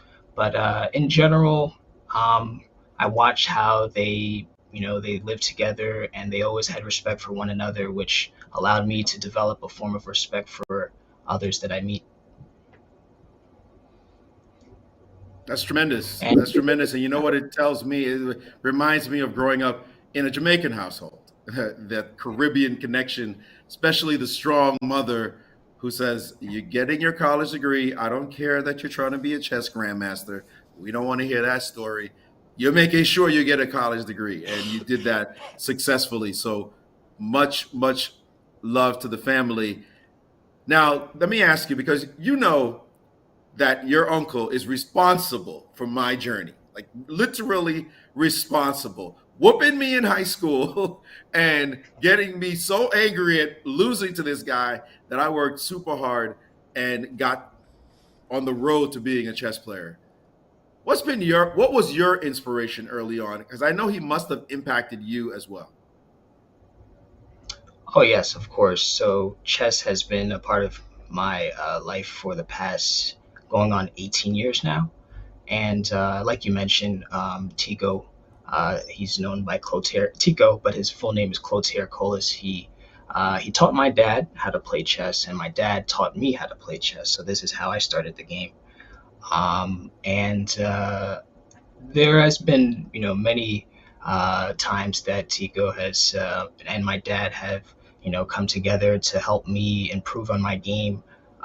We would have individual trainings where he comes to my home and share a few of his chess books that worked out for him. Not only just immediate family, there's also been outsiders, even yourself, Maurice. I remember when you spent the time to work with me as well, growing up to get to the stages where I'm at, and I really appreciate that. And in terms of getting to where I am currently at in my career right now, through the support of my college as well, going to Webster University, I was fortunate enough to get a full scholarship to Webster my freshman year of high school, through a tournament that Susan Polgar was hosting in Texas at the time. And just being around many grandmasters, learn of having that opportunity to learn very frequently was very beneficial for my game. Wonderful. I want to say hi to Guy. Guy, how are you? I'm doing well. How are you? Comment Très bien. Très bien. Enfin. Excellent. Where are you from? Where were you from in Haiti? My parents were from Miragwan. That's Miragwan. I don't know if you heard of that in the countryside. Miragwan. Yeah. No. Yeah. So all right. It's been a long time. It's been a long time. It's been over 40 years since I've been there, so I wouldn't know any place there. Yeah. Wow. All right. Well, thank you for participating. Thanks for being such a great dad to Joshua and bringing chess into the whole family. It's so great to have you here today. Thank you. I'm sorry. I also want to point out, by the way, that Guy is a chess player himself. He used to come into tournaments, play in the World Open and the like, as he was trying to be a baller. You remember those days? Now that your son took over, people think that Dad's not a player. Yes, I'm a pretty, I would say a 1700 player, but I try to go beyond that, and I'm just not wired that way. But at least I have my son, I watch him grow, and he has more skills and talent than me, and he went way further beyond than what I can do. But given at the right time, I can play some pretty decent chess myself. I'm more better in teaching than I can play, though. That's the thing. Yeah. Well, I'm looking for a new teacher, Guy. So. Well, I don't know. I don't know. I can help. I can help him reach at least 15 and 1600, and after that, I have to pass it on to someone who's better. Rainn was 1600 before I started coaching him, and we've gone the long way. 1410. Well, Guy, I have a question. On the note, you talked about maybe being a better teacher than a player, and that obviously you taught your son Josh, and here he is. So let me queue up a question for those who maybe are going to help bring chess to young women in Haiti, and any advice you have for what were some of the things you took in to teaching Josh how to play the game, teaching Josh to appreciate chess, and obviously motivating him to become the player he is. What advice would you have as a teacher for those maybe building chess programs in the future in Haiti? Well, one of the basic things that I would tell anyone that's learning chess and is that chess is not something that you just become great at just overnight. It takes time. It takes patience. But the number one thing that I instilled in Josh was to first enjoy the game. You have to enjoy the game. And then once you enjoy it, all the benefits that come with chess, like confidence, memory, critical thinking, they will come eventually. But the main thing is that it teaches you to be humble, because it's a competitive sport or a competitive game, and I think all of us have that little bit of a competitiveness in us. So that's why we're attracted to the game, because there you can compete. But the thing is, it teaches you that no matter how great you are, no matter how good you are, there's always someone that's better than you. But it's okay. It's okay, because it's just like life. There's going to be some games you win. There's going to be some tough challenges. But at the end of the day, is to enjoy yourself. And there's no losing really in chess, because when you do lose, it's just teaching you where you need to go and you work at. And for the parents that have the kids that learning chess, one of the key things that I learned and I instilled in my son was that they need your emotional support, because after a game of chess, it's almost like a fight. Your heartbeat and so forth. They really put in the best that they can. So when they lose, you have to make them feel as if like it's part of this is a long road. This is okay to lose. You have to make them feel confidence, because your reaction towards their loss will affect them. And sometimes a lot of the kids end up leaving the game because of the pressure that the parents put on them. Yeah. That was awesome. Incredible. That was Thank incredible. you, Guy. Really well. I hope that there are a lot of parents around, not just the United States, but around the world that really take in that message. As someone who taught chess professionally at one point in a former life in scholastics, I think a lot of parents could really learn from that, and I love it. Very well said. I got a question for Josh. Back to you, Josh. What's the plan here for your chess career? We got grandmaster around the corner. What are your goals as a chess player at this point? So currently I'm a FIDE master. I have all of my international master norms. So currently I am elect.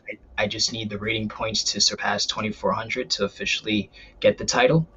I do have aspirations of becoming a grandmaster in the future. However, at this moment, I'm doing a lot of coaching, full-time teaching, and I noticed that if you want to get to the next level, you may have to dedicate some, specific time just for your personal growth. But right now, I would like to get the rating points to officially get the international master title. Short term and long term, if I do become a grandmaster, then that'll be great. But I will still be satisfied with my career so far. Yo, Josh, call me up, man. We haven't spoken in a while. I need to see what screws we need to tighten to get you to that level.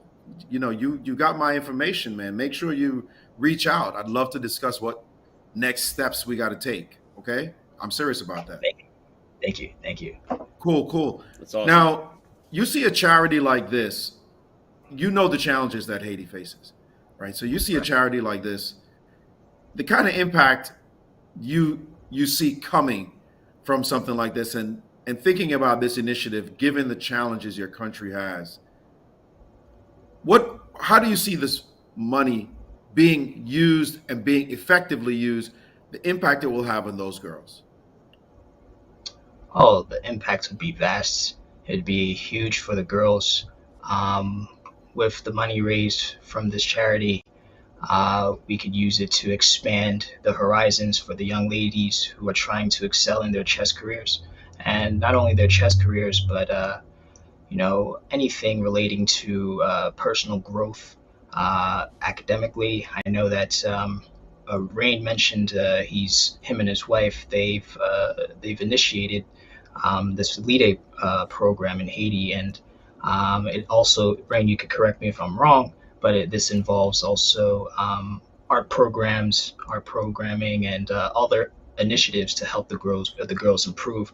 So I believe the fundraiser will definitely benefit in an enormous amount of ways. But through chess specifically, hopefully the girls will have a better outlets through coaching, for coaching, I should say, getting resources to go travel to play in tournaments, and also perhaps I would do my best to help try and connect and help the girls and anyone who is willing to improve personally.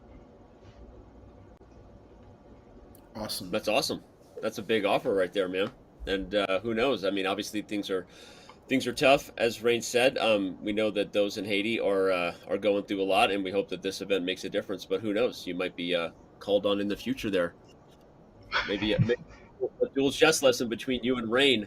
And right now, let me tell you what it's like to give Rainn chess lessons. If you're ready, Josh, I'm going to tell you. Like, it is difficult, and you are about to jump into a chess game on his team. But no, jokes aside, Rainn is actually, I'll be real, I'll talk about him like he's not here. Rainn is actually better than he plays most of the time. He tends to overthink things a little bit, but when he's confident, his tactical level is actually much higher. So if you can get him to speed up, he sees tactics very well. And his opening repertoire, he likes to fianchetto his bishop. So if you play for that type of position, you're going to get him in something he's a little more structurally familiar with. That's a pro tip. You're welcome, Rainn. You're welcome. Thank you. Thank you. Thanks for nothing, Danny. Danny, how are we at with the donations? And let people know how they can donate. Okay, we're killing it. Let me also, I want everybody. to direct people, like if some people want to donate monthly, just visit our website, lidéhaiti.org/donate. lidéhaiti.org is our website. Check it out. There's lots of different ways to give there, but most importantly, give here and now. Thank you, Josh, Yep. Maurice. Take it away, Danny. Yeah, use the command donate. Go to the website. We actually already had someone do that today. Shout out to Andrew. You were the first person who got the party started with $500 at the top of the show. Andrew now donated another $500. He has pledged $500 a month. That would be the kind of gift that even beyond this show, beyond this moment, which is a moment that we hope matters and makes an impact, but that would be something incredible. So for all those of you who could go and subscribe there, if you have that and are looking to make a regular contribution, but use the command donate. Here's the deal, everybody. We crushed our goal, and chess.com is listed as the top donor. If anyone wants to overtake the top donor spot, that wouldn't hurt chess.com's feelings or Rainn's feelings. I know that's a big ask, but who knows? We got a lot of chess ahead, a lot of fun. Rainn wants to say something, and then we're playing chess. Go ahead, Rainn. I want to do an office quote. Okay. All it would take to have that position is $10,000 and 1 penny. That's right. That's all it would take. Right there. All right. Well, we're about to get the game started. I believe that Josh and Rainn are playing a viewer, right? Someone who donated. That is correct. I think that's what we have. Again, yes, we would love to see a $10,000 in one donation, but seriously, every single dollar helps. We've been stuck at $240 over for a minute. I say we get this party started while Rainn and Josh go play some chess, and let's surprise them when they come back with how much money we've raised. That's what I say. So I love that idea. Go for it, guys. Amen. Amen. So who is the lucky viewer, or we should say the viewer who's earned it because they have donated? Is it Red Bandit is what I'm seeing there? I haven't. Red Bandit 87. Love the name. Love the name. With a $20 donation, Red Bandit was chosen randomly. And can Josh and Rainn still hear us? Are we distracting them? We can hear you. Yeah. Oh, that's great. Okay. I just want to make sure. So we're going to do Hand and Brain, and then we're going to play Red Bandit regular? Yes. All right. You're doing Hand and Brain, and Red Bandit's going to be by themselves. You two are going to have to do Hand and Brain. We don't know what the rating is. Don't worry about it. Don't worry about it. Red Bandit could be 2,800. So you just have to play chess. And don't worry about that. You won't hear her speaking, I'm sure. Wait, did Red Bandit just go? Yeah, it's your move. Red Bandit, it's on. It's on. And I think producer. Is the clock going? The clock is ticking. Yes. So, Rainn, you got to speak up. Pawn. All right, cool. Pawn.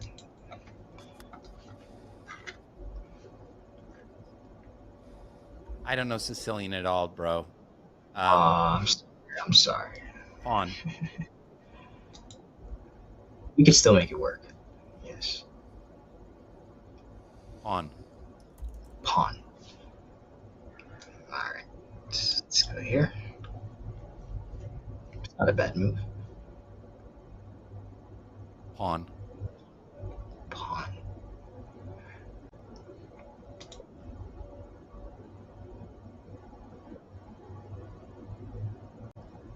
Knight.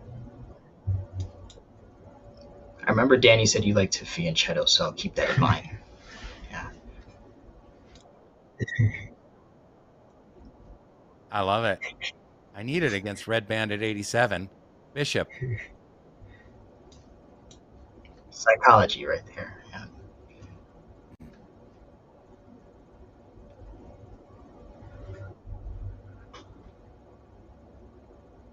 Bishop.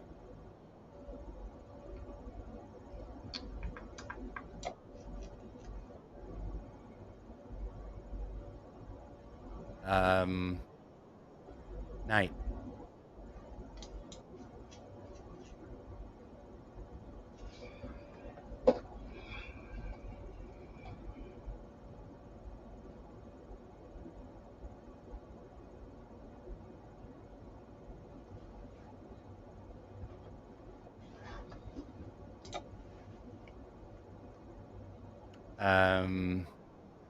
On.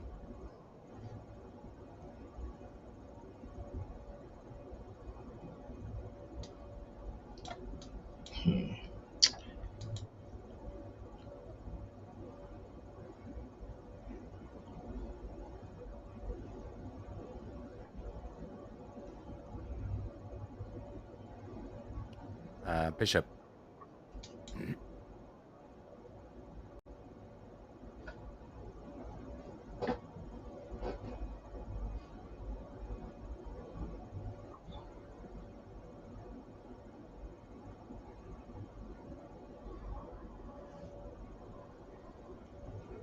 Pawn.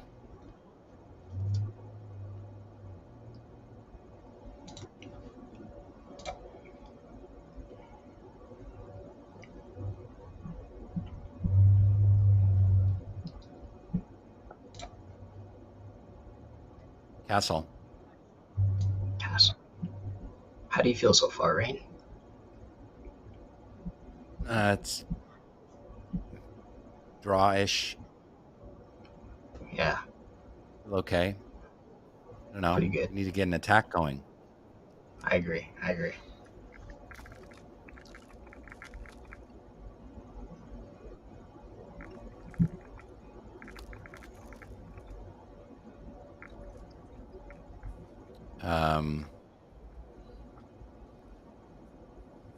On. Okay.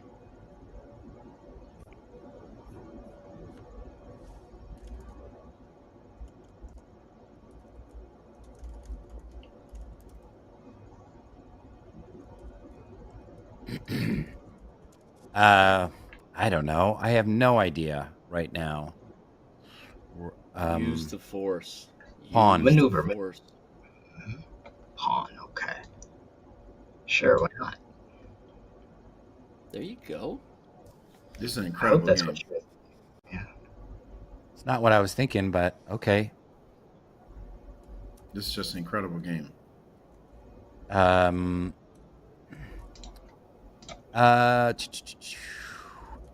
Queen. Queen. I mean, Rainn's playing like a beast. Everything he says is just fantastic.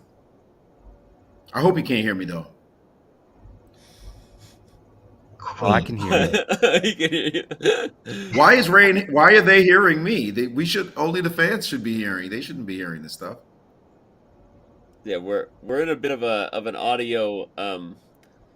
We're in like a vortex where we have to be careful of what we say, but we also want to encourage. That's nice. Did he go? It's hard for me to Yes. see. Okay. Rook. Rook. Okay, I have to be careful.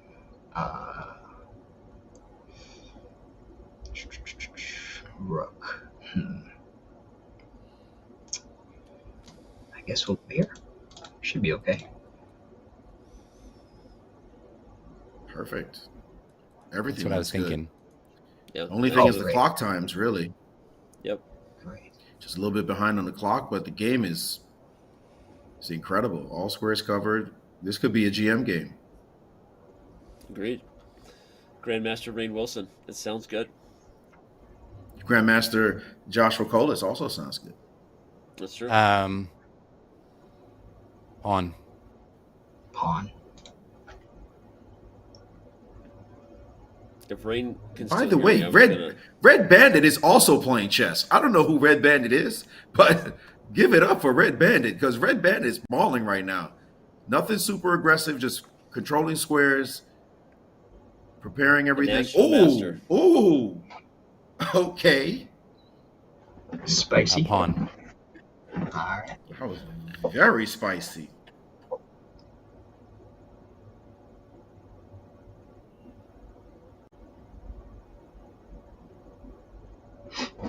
Critical moment, Rainn. Mm-hmm. Big moment. Is this us? Oh, knight. Knight.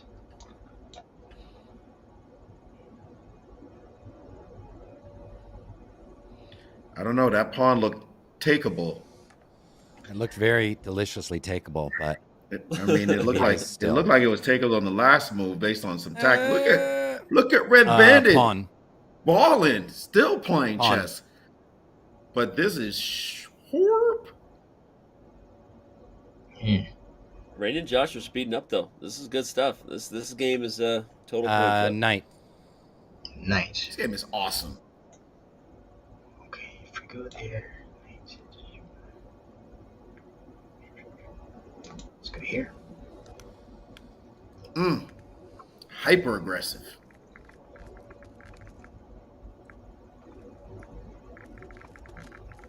I mean, black's up a pawn, but white has compensation, or it's trying to prove compensation. Expected that one.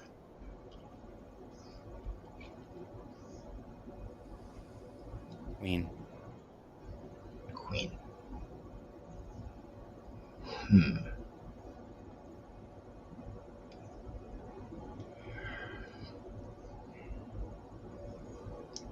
Oh.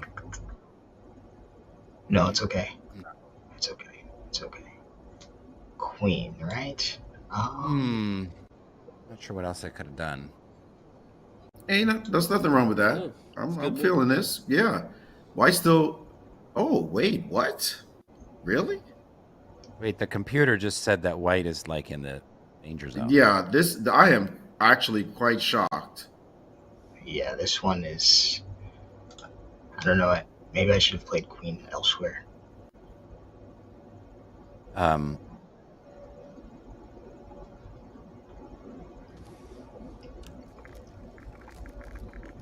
Danny, are you with this one? Like, I'm with it.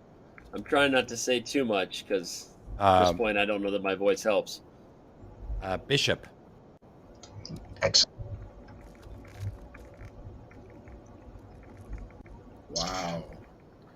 I didn't realize it was that destructive. If Red Bandit plays the next move, that I think is the next move, then I will be very impressed. Okay. Game goes on.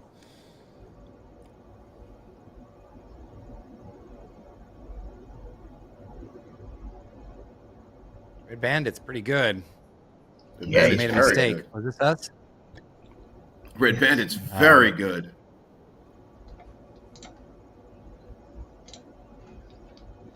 Bishop.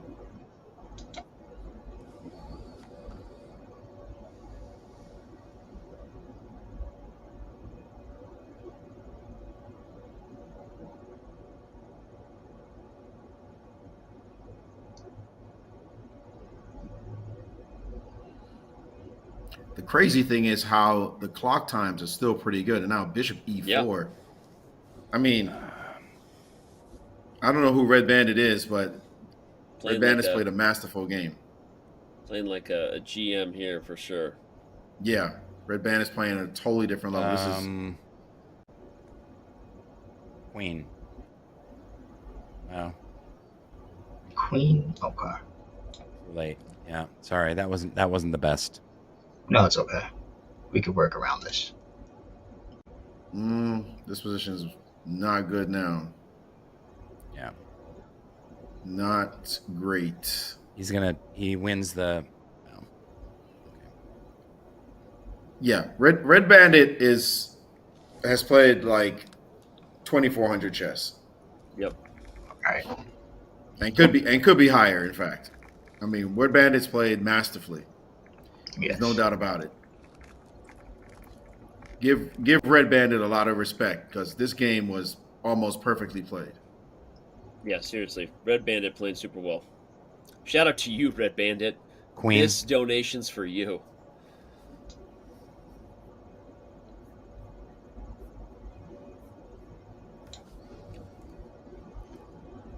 Good move. Thanks.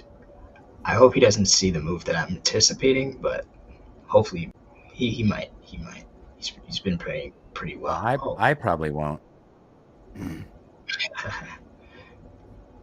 Red Bandit sees everything. Yeah, he's seeing it all tonight. Queen, right? No hate in this game. The way Red Bandit played this game, I mean, it's just he would have beaten me today. Straight up. He's playing very well. He or she, I'm not sure which one, but Red Bandit is clearly a player. I'd love to know what Red Bandit's rating is because this game has been played at a very, very high level. Danny, have you been coaching Red Bandit? I appreciate that compliment. I guess the don't answer to know. that would be no. Yeah. Ladies and gentlemen, Red Bandit is Magnus Carlsen. Magnus, come on out. There you go. We updated our goal to 30,000. I just dropped 120 to get us to 20,500. That's my third donation of the day, Rainn. Don't worry, I'm donating Danny, to thank keep you. I'm keeping the fire alive here. I'm just stoking it, and we're at $20,000, 20,500. Rainn, We got a new goal, everybody. I've got to commend you on this game. I realize you're losing, but it's not because of your poor play. You played fantastically. The flow you were in, you two are a great team, and you made a just amazing flow together. Amazing flow. A username, that's what Rainn said, just donated. Just want you to know that, Rainn. So we're moving up. Ah, nice. That's a good move. Wow. Whoa. Damn. King. Yeah. I'm really trying to figure this out because I don't know if it's the quality of the opposition, Rainn, but you're literally playing next level chess. Like every move you need to play has been played.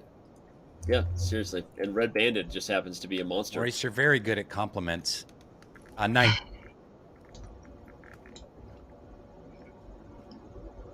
Thank you. Yeah. Now it's a problem. Oh, I know who Red Bandit is.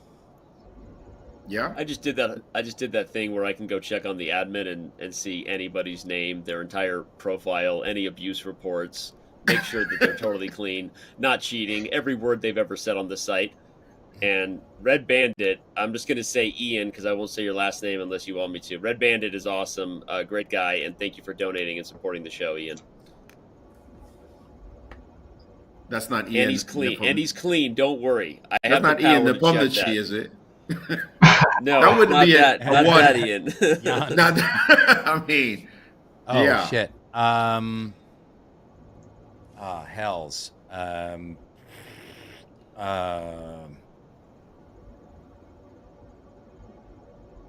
this is bad. This is bad. There's nothing to do. Either way, I'm losing time too. Damn it. It doesn't matter what you lose. You don't kick yourself. Rook. This position's busted. There's nothing to do. Yeah. There's nothing to do. Your rook's trapped. There's nothing to do. Rook. Perfect.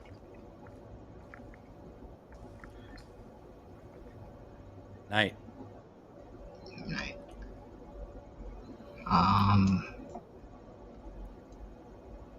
If only you were ahead on the clock, you'd have a chance, but you're also behind on the clock as well.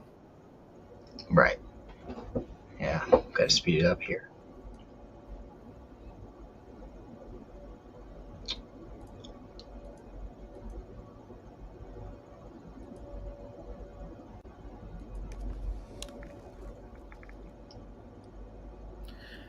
Yeah, this was a tough road to hoe.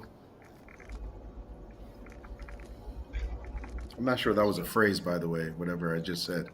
But it is road to hoe. It is a phrase. No, road to hoe. I've heard before. Road to hoe? But how do you hoe a road? Road to hoe. Is it a tough road to travel?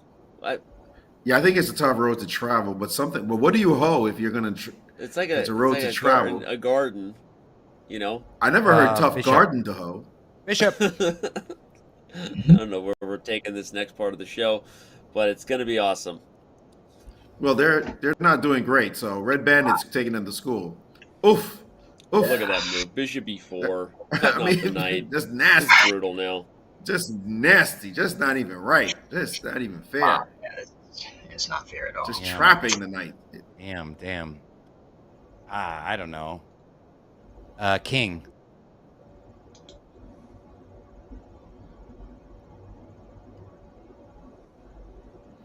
There it is. Knight. Yeah, you guys are 2 moves away from resigning.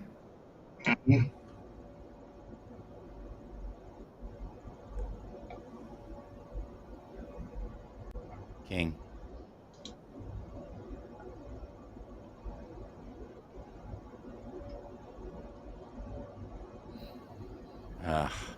King.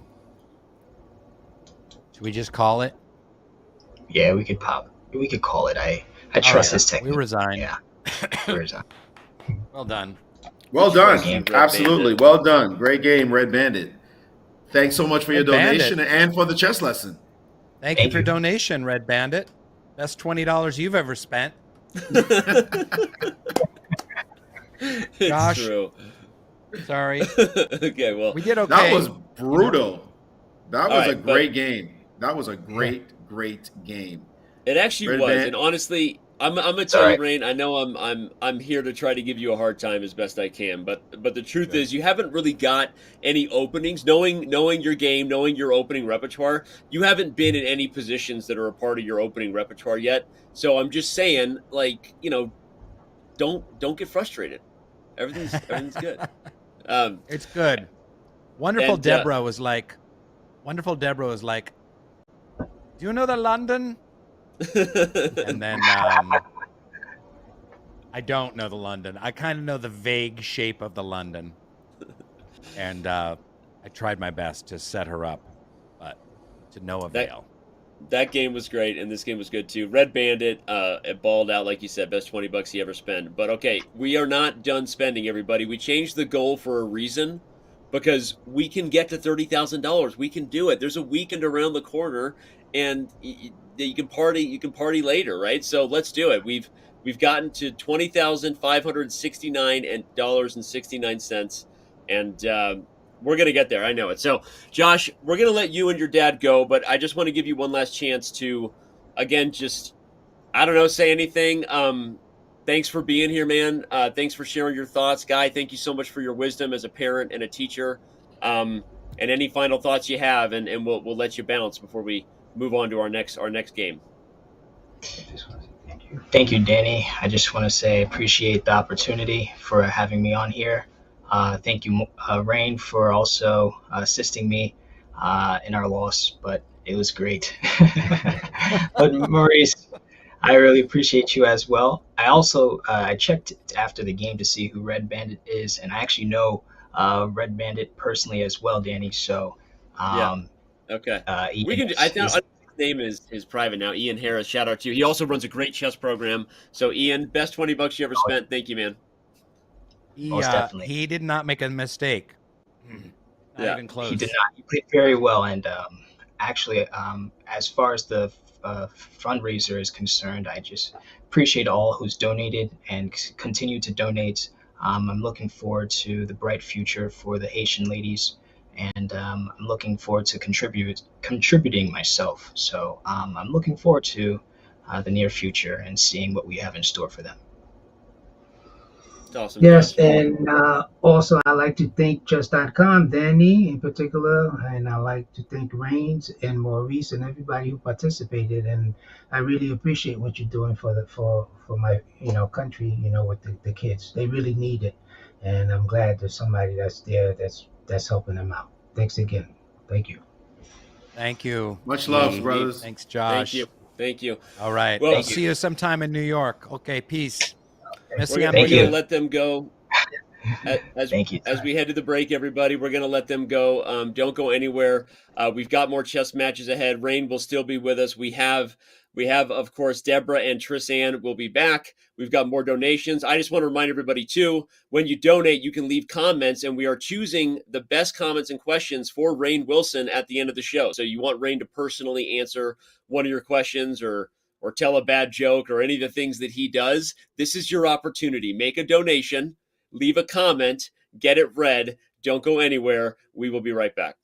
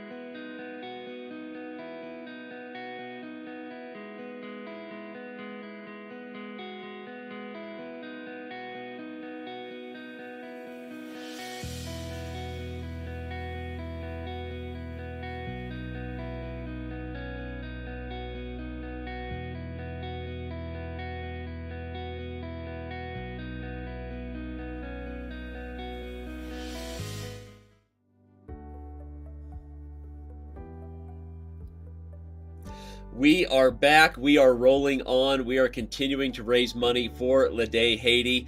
Danny Rensch here alongside Grandmaster Maurice Ashley, actor, philanthropist, and founder of Lidé Haiti, co-founder with his wife, Rainn Wilson. I want to make a quick shout out to anyone who might just be tuning in that we did reach our goal. And I want everyone who was a part of that to make sure that they know just how deeply appreciated they are. The original goal set was $20,000 and we crushed it. We are over it. And so we did that thing sometimes you do in charity events. We moved the goalpost a little bit. You're right. We're cheating a little bit, but anyone who's just tuning in, anyone who has a few extra bucks or just extra motivation in their hearts, please consider making another donation in the last roughly hour we have here in the show. So we're hoping to hit $30,000, but I just want to say again, this has been incredible. On behalf of everybody, we did it, and let's keep doing it. So, guys, I'm going to jump right in and introduce the ladies who are joining us so that we can keep this train a trucking. You already saw them earlier in the show. Deborah Richards Porter, as we said, she's a beast of a chess player herself. She is the Jamaica Chess Federation vice president.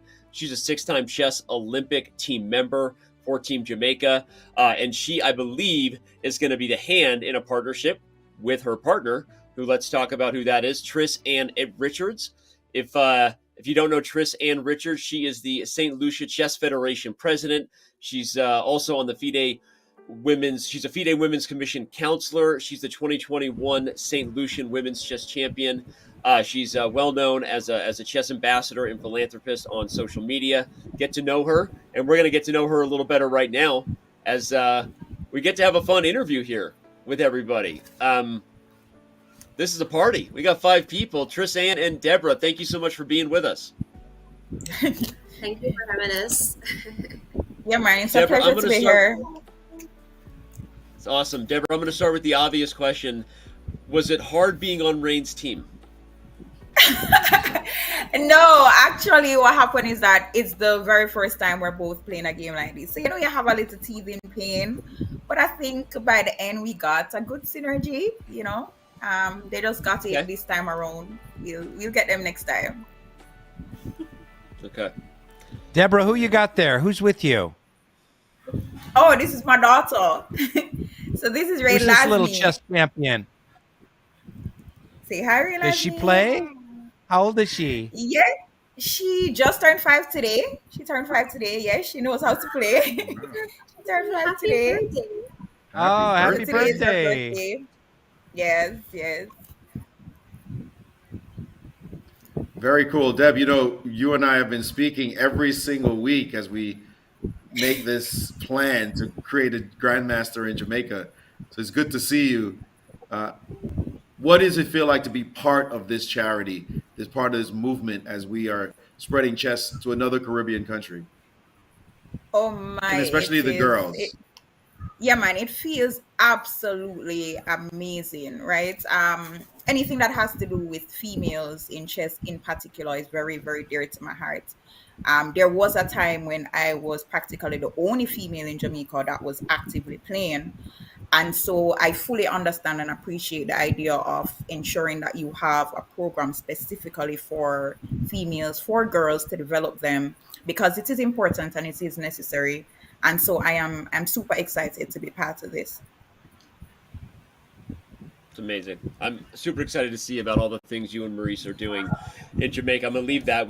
Maurice and I have been talking about that a little bit too. But Tris Ann, I wanted to talk to you about the program you run. Obviously in St. Lucia, you're working on chess programs with inmates, with students, obviously with young women. Talking broadly about what Lidé Haiti's potential is here to do for empowering women in Haiti through chess. If you would speak a little bit on kind of how cool that is to you and any advice you might have about young women starting chess in Haiti. Now, I don't know if I can speak a little bit because that's quite a lot. Currently in St. Lucia, we started chess in the prisons because we found, I sat through a seminar and I heard the impact that chess was having on some inmates in Brazil. They found that the inmates that participated in chess, the recidivism rates, and my brace is a tongue twister there, has been greatly reduced for inmates who are part of this. And so I thought to myself, I have to get this here in St. Lucia. And so we started the program. I should tell you, the first time when I went into the prisons, it was a little intimidating. Walk into the prison. I don't know why I decided to wear heels and tight pants into a male prison, but it was a little intimidating. Getting into a room with people, persons who people deem criminals, your first instinct is to be like, oh my God, they're gonna harass me or whatnot.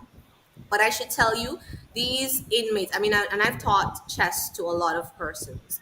They were the most enthusiastic persons I've ever taught chess. They were so respectful. One of the inmates said to me that, Miss, they call me Miss, we're so glad that you're here today, because if you weren't here today, we would be fighting. And that was so touching.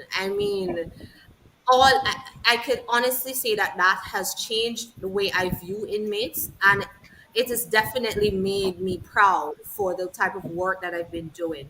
We've been trying to also reach out to persons who are differently abled. We have a chess program now for the visually impaired, and for women, especially throughout the Caribbean. We've started the Queen's Gambit Challenge, and Deborah is my pal through it all. I always bring her on with anything that I have to do with women. And so we have the Queen's Gambit Challenge that's wrapping up this Sunday, actually. And we had over 370 women throughout the English-speaking Caribbean sign up for that. And it's just absolutely tremendous, the amount of work that we've been able to do thus far. But, understanding where women have been coming from in chess, and to see what it is today with so many women, different ages, different race and nationality, loving and participate in the game, it's absolutely spectacular. And I know you asked me 2 questions. You asked me about the program that I'm doing, and you've also asked me about the how chess could empower the women in Haiti. And when it comes to chess, we're all chess players. We know it is. You could be a piece down or even 2 pieces down, and you still end up winning the game.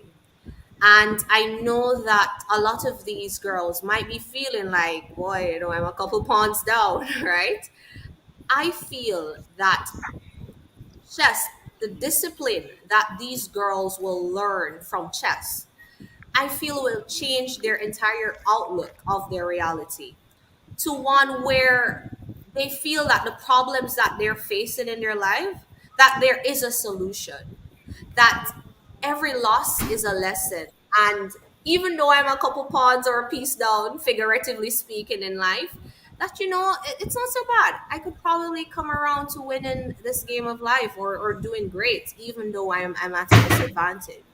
And so, of course, whenever women are being exposed to chess and they're given the opportunity to learn chess, it's always something that I champion, and it's just great to see. And I really want to thank Lidé for doing this, and of course, it's great to be a part of it. Thank you so much, Tristan. Deborah, can you tell us a little bit, because Lidé Haiti works with girls' education, especially girls that are in the rural areas, remote areas that don't have much access to education. How important was education to you, and how important, can you talk a little bit about the importance of girls' education, especially in the Caribbean? Oh, it's super important. I think even Maurice alluded to this earlier.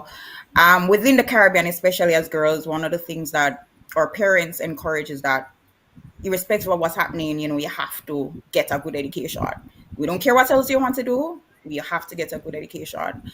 And so it is very important what you're doing, because you're basically setting up for girls who wouldn't normally have access to the ease with which many persons may have access to education, to actually get that education. And education, as we know, opens like a lot of doors, right? Irrespective of what is happening, we can use that to propel ourselves to another level. But one of the things that I really enjoy about chess, and even when I started learning and started teaching other females, I recall there was one female and she eventually became a national champion as well. And she wasn't from a privileged background, and so it was difficult. In fact, the year when I started, her house had actually burnt down, right? And when she started chess, they basically started from nothing. And I didn't know the history, but I realized that she and her sister, they really enjoyed playing. And so I took them under my wing. I was young at the time, very, very young. I was like 19. They were close to my age. And we were just playing. And I got them to come out. And one of the shocker was when they came into the chess scene and they saw the people who were there, they were like, hold on. But everybody here has basically gone to university. Everybody who is at this tournament, they're doctors, lawyers, etc. And that gave them hope, right? It gave them hope and it gave them belief. And one of the things that I really, really like about chess is that it, especially when you're teaching females for empowerment or anybody for empowerment, is the idea that they can and they can too. And it's also something that I push in my academy, that it doesn't matter where you're from, who you are, what you've done, where you've been, you can too. And so a lot of these females who, especially when I started out, and some of the females I'm working with now, they never considered university as an option, partially because of cost and because they would have been from families who haven't been to university.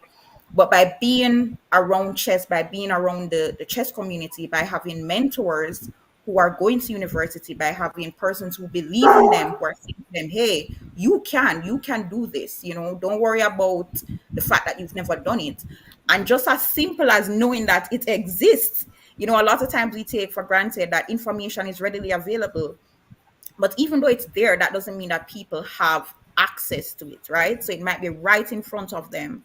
But all it takes is just for one person, like you and your team, Rainn, to just go to them and say, hi, you can further your studies. You can learn this. You can do this.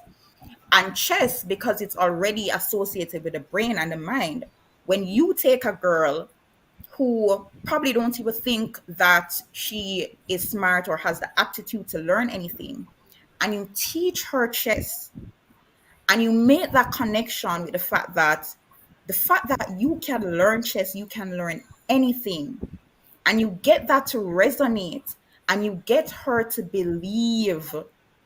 I mean, the power of belief, you get her to understand that, hey, when you just started, you didn't even know how the pieces move. You didn't even know that there was something called chess, but you learned it. You move from a point of learning to checkmating to being able to do all of that. And you get her to believe about everything that is possible out there. That is an amazing feat. And I mean, that is just absolutely phenomenal in terms of what you can achieve.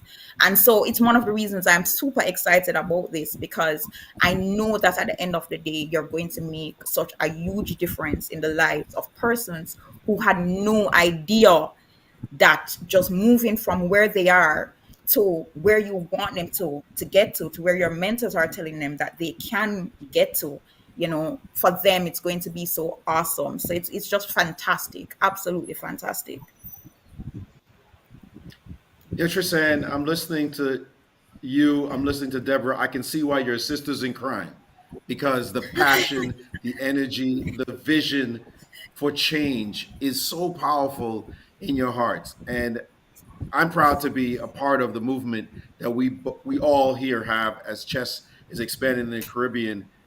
What have you seen? Tell us a story, a memory you have of how chess has impacted some of the young people that you've worked with, or even beyond, even if it's not somebody you work with, just a memory of how chess has impacted a young lady, or maybe it's yourself. Just the power Chris, that this game could have as we bring before this. You do.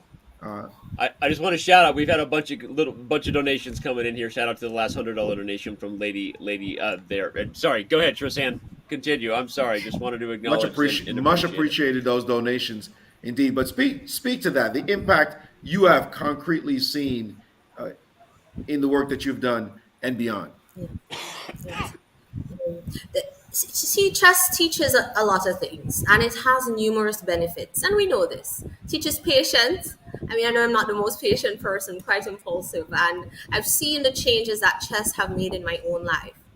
But through teaching other persons chess and promoting the sport, I can think of so many instances. I remember when I started teaching chess in the schools, and whenever I used to pull up, I come with my big box of chess sets, and I think grade 2 students, they'll come and run up to me, oh, miss, chess, come. You could hear them running up all the way from their classroom, come, the chess teacher is here. And they come and they give me a big hug, and they'll all surround me. And just the feeling that I got from that encounter, I was like, wow, who knew like chess could cause this kind of emotions?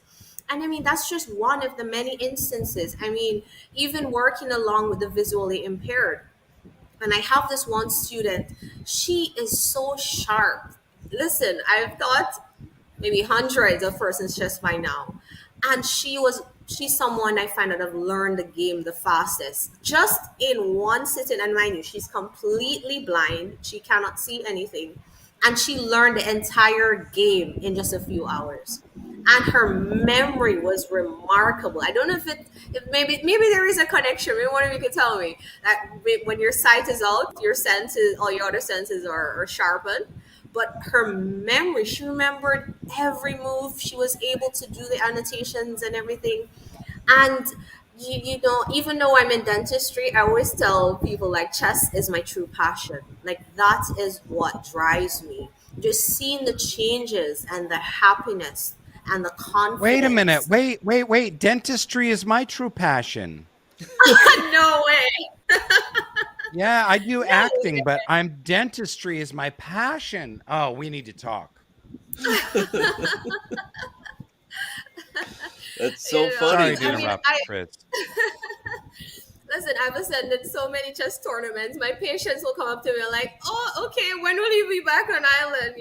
But absolutely, chess has been phenomenal. It's been life-changing. Or even winning the award for game changer in the whole Americas. I consider myself a little island girl. Jamaica is a small place. I know I'm an honorary St. Lucian. But being able to win the award for the entire Americas, and then to meet my idol, Judith Polgard. I mean, I was sitting there ready to accept my award, and they mentioned on the presenter mentioned, oh, and Judith Polgard. So I go, and then I look, and she's waving, and she was sitting like right in front of me, and I didn't realize it was her. So receiving such a big award in front of your idol, in front of the whole world, that really, it showed me that, it doesn't matter where you come from. And Deborah mentioned this, right? Just long as you've you're given that opportunity. And, I think that's what's good about Caribbean people. I think we're cut from a separate cloth, we're go-getters. Once we get that opportunity, we're going to run with it and make the most of it. And so those memories really help to drive me and push me to promote chess each and every day. Tristan, that was amazing and phenomenal, and for both having both you and Deborah here was phenomenal. I'm also unfortunately saying that we actually ran up against time, so we're gonna cut our last game. But I think it was worth it because I'll be honest, I think hearing the thoughts from you and Deborah was even more important than another chess game. And you guys are both, you ladies are both incredible examples and inspiring to hear your stories. So I just want to thank you both for sharing that. And I know I'm speaking for both Rainn and Maurice as well. This has been amazing. And thank you both for being here. And Deborah, again, I'm sorry you were strapped with Rainn in the match. So. That's fine, Rainn. We'll get them next time. Next time. Let's Deborah do this again. Speaking of next time, would you guys join us again if we did this again? Deborah, sure. Richards, Porter, and Tristan. Yeah, man, definitely. Thank you both. You're awesome, ladies. Have a great day, a great evening, and thank you both for being here. Pleasure. Bye. Well, that was awesome, honestly. hearing their stories. This is inspiring stuff, and this is future empowerment to come for many women in the Caribbean, obviously particularly in Haiti. We've had a whole bunch of small. I don't mean that in any kind of bad way. We had a bunch of little donations come in during that interview, and I just want to thank everybody who did. We're almost at $21,000, and Rainn, we're gonna roll right into the Q&A. We've got some great questions from fans who stuck around for an opportunity to get you to answer some. I have no idea what these questions are, so full disclosure, like I don't know what's about to happen here. Okay, fair enough. And all right, we're gonna take it away again, everybody. If you're here, this is your last segment of the show to donate. Again, I want to remind anyone who just tuned in, we absolutely crushed it today. We had a goal of $20,000. We blew past it. We moved the goalpost a little bit there, but I don't want it to be a feels bad in any way. We crushed it. We blew past $20,000 donation. Now that we know we're capable of, the next time we do this, we probably will set the bar a little higher, Rainn. And but I just want to say this was awesome. We raised more than $20,000, and amazing. It's not over yet. And and that's so beautiful. And everyone who gave, thank you so much for all your donations. And chess.com being so generous. Danny, Maurice, so generous. Let's get to some questions. And let's do it. More importantly too, it's all about creating community. You guys create a great community at chess.com. And this is kind of a new community. You're thinking about chess in a new way in terms of girls' education in the Caribbean. That's kind of a new way of thinking about chess communities. So that's very exciting to me. Appreciate that. May I also make this point? I think it's important to recognize, actually I have 2 points. One, we do have a donor who's committed to giving $500 a month. I don't know if it's for the next 10 years, but certainly this year. That's, by my math, that's $6,000 more dollars, right? I know you're not putting it into this pool to get to 30,000, but my math says 500 times 12 is another $6,000 that's being put from this occurrence, from this day that we have spent. This last few hours that we have spent. So that I'm really grateful for, really happy about. And it is a big point because we do know already that there are not a lot of women in chess, and we want to see that change, right? It's important that somebody, not just chess.com, not just Rainn Wilson, not just Lidé, but we want to see it happening not just in the Caribbean as well. We want to see it all over the Americas. We want to see it happening in Europe and Asia, because there's a disparity. It's an unfortunate one. It exists, and it's got to change. But it's good to see leadership being done right now with you, Rainn, and in one small place in the world. But that's how you make change, is one step at a time. Love that. Beautifully said. Thank you. It's late for you in Norway, Maurice, but that was beautifully said. Again, you should consider commentary because that was awesome. No, I'm kidding. Not kidding. Seriously, sir, that was great. I'm going to dive in. You ready, Rainn? Yeah, let's do it. Harry Q wants to know, Rainn. He says, Rainn, you're amazing. My question is, what is your favorite chess piece? Deep. I like the knight. Good answer. Okay. Yeah. Why? Because you know how Tristan was talking about how you can be behind in a game, but then you can catch up. The best way to catch up, I've found, is with the knight. Obviously with forks, but with so many other ways. It has hidden superpowers, and I like to trick people with the knights. You and me both. Love it. Great answer. That is the correct answer to the question. Anybody asks, that's always the right answer. All right. Jenny O'Hara asks, what can we do to make chess bigger in Haiti? Can FIDE arrange a tournament there? And I know you're not on FIDE council or anything. Not yet. Not yet. But a chess tournament in Haiti, what do you think? Conditions right now are really tough in Haiti. If they get a little bit better with some of the gangs and crime and kidnapping, they absolutely could be a chess tournament in Haiti. There's probably a lot of chess clubs that I just don't know about in Port-au-Prince. But I'm not sure how open they are to women and girls. So I'd be happy to, help fund them or move that forward. And I'd love to be able to meet more folks playing chess in Haiti and make some connections there. Good stuff. Thank you, Jenny. I want to say that Haitians are brilliant. They're the most brilliant people. I've traveled the world. Haitians are the most brilliant people. The arts, the food, the creativity, but not only that, like when Haitians come to the United States, they prize education. The number of Haitian doctors and lawyers and engineers and entrepreneurs. Haitians have an indomitable spirit and a brilliant minds and big hearts. So I think Haitian world chess master is in the future for Haiti. I believe it, legitimately, and it starts somewhere. I mean, there's 400 chess sets and an opportunity for chess programs, and things start somewhere. I think a lot of people tell the story of where they learned chess.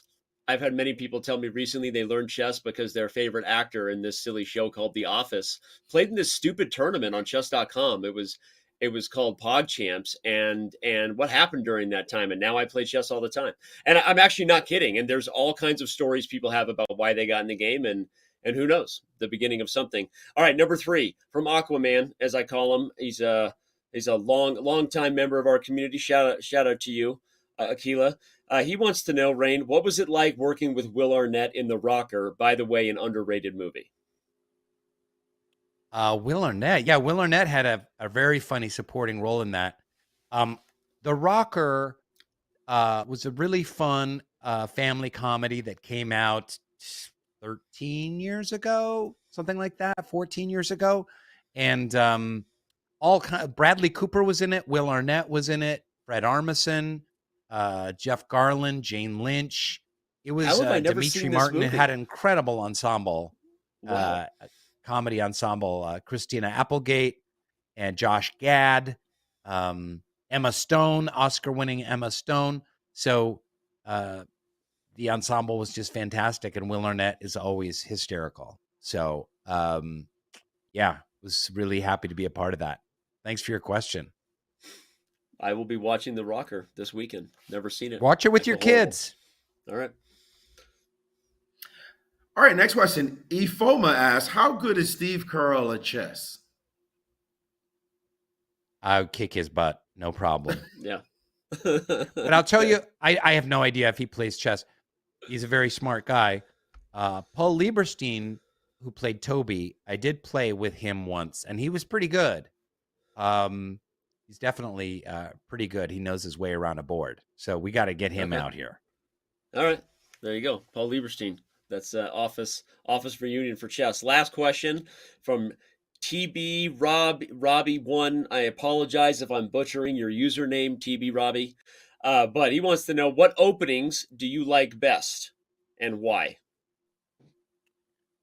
Well, Danny knows this. I play a Perk defense or King's Indian defense or modern defense, depending on the movement. But, fianchettoed bishop and kind of surrendering the middle for building up an attack on one of the sides. And I like playing that one because no matter what opening white is throwing at you, you get to fall into a pattern that you like. And I was taking some lessons with Robert Ramirez, and his specialty is the Pirk, and I want to learn it better. On white, I mix it up. Sometimes I do kind of some Rui Lopez, but I don't really know all the lines very well. And, I know Magnus has been playing a kind of a King's Indian attack offense, and I might just move to that and just do some kind of King's Indian on both sides. Danny, what are your thoughts? What Magnus does is usually pretty good at chess. I mean, the guy He's not the worst. Not the worst chess player. No, but I think you have a pretty consistent repertoire. By the way, shout out to Robert, who has a great YouTube channel. By the way, just another coach of Rainn's. Great guy. And I think your opening repertoire, if I'm honest, has never really been a part of your weakness. I think it's just, you got to play a lot of games and work through tactics and puzzles. But anyway, I like your opening repertoire. I like your openings for who they are, Rainn. Just so you know. Oh, that's so sweet. All right. Well, we're gonna bring this to a close. I'm gonna let you guys give your final thoughts. Maurice, I'll start on the end with you, and then we'll let Rainn just kind of give his final thoughts before we say goodbye to everybody. Maurice, this has been awesome to have you. Thank you for being here. Your final thoughts. Yeah, it's 2:38. Sorry, make that 1:38 here in Norway. 1:30. It feels like 2:38. It's been a long night, but it has been for a worthy cause. And when I was asked to do this, I said yes without any thought. You asked me, and I said yes, because the idea of helping these young ladies in difficult circumstances, the work that Rainn is doing, creating an organization like Lidé to help girls that, I grew up in the Caribbean. I know the challenges there. My mother went to the United States and left me and my brother and sister in the care of our grandmother because we were poor, and she had the opportunity to emigrate and save some money together and bring us up and give us an opportunity, because the opportunities in the country were just not quite there. And we did not have the challenges of the same nature that's going on in Haiti. We had our challenges, absolutely.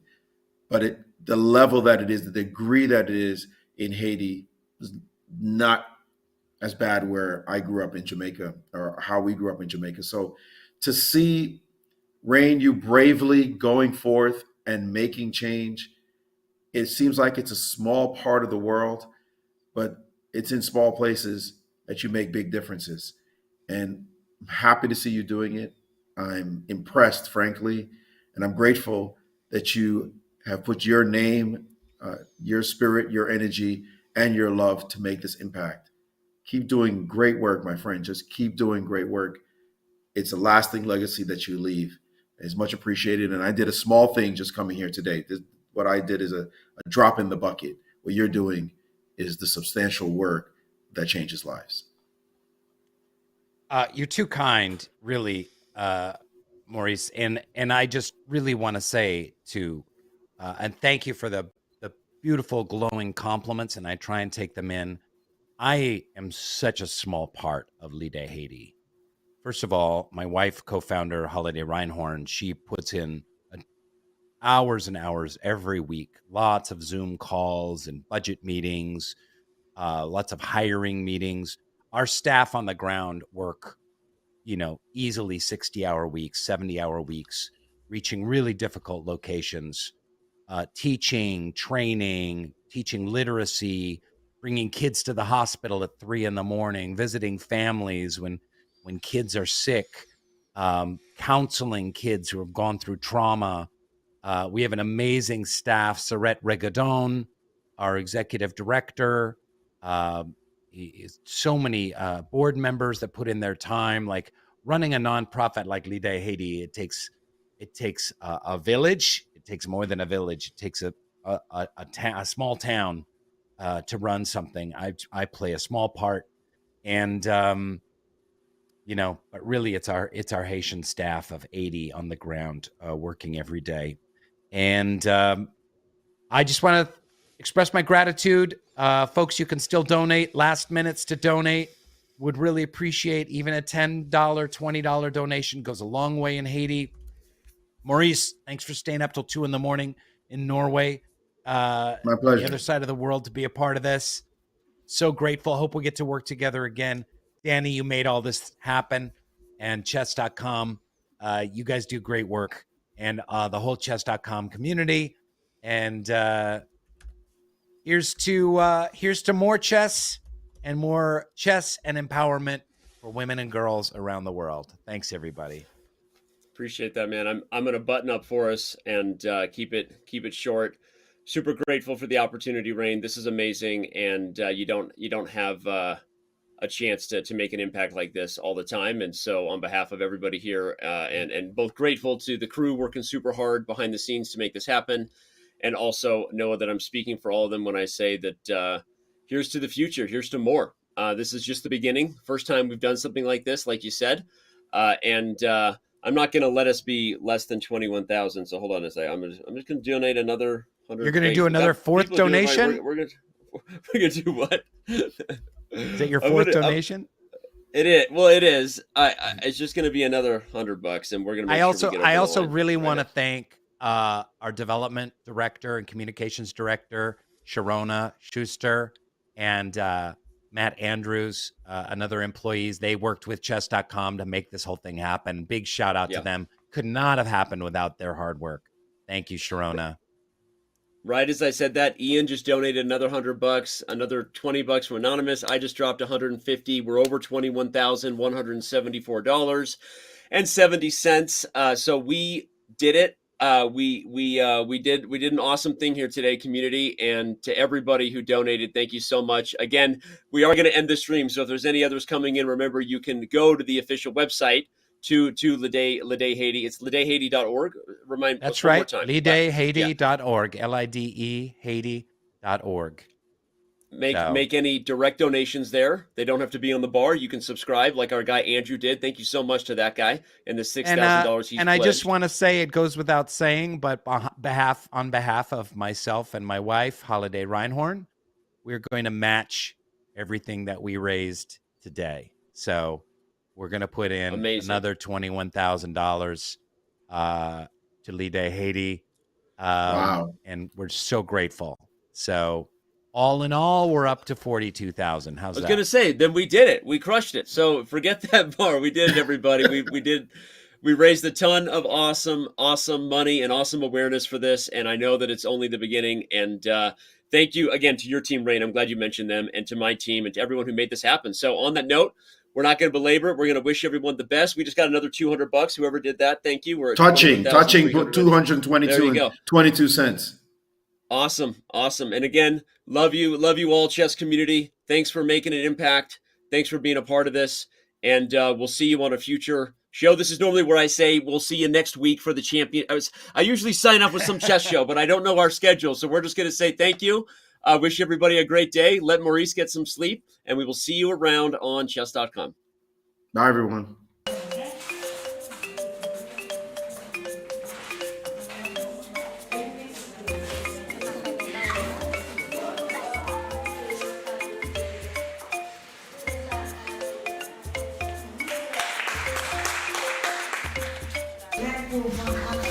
Você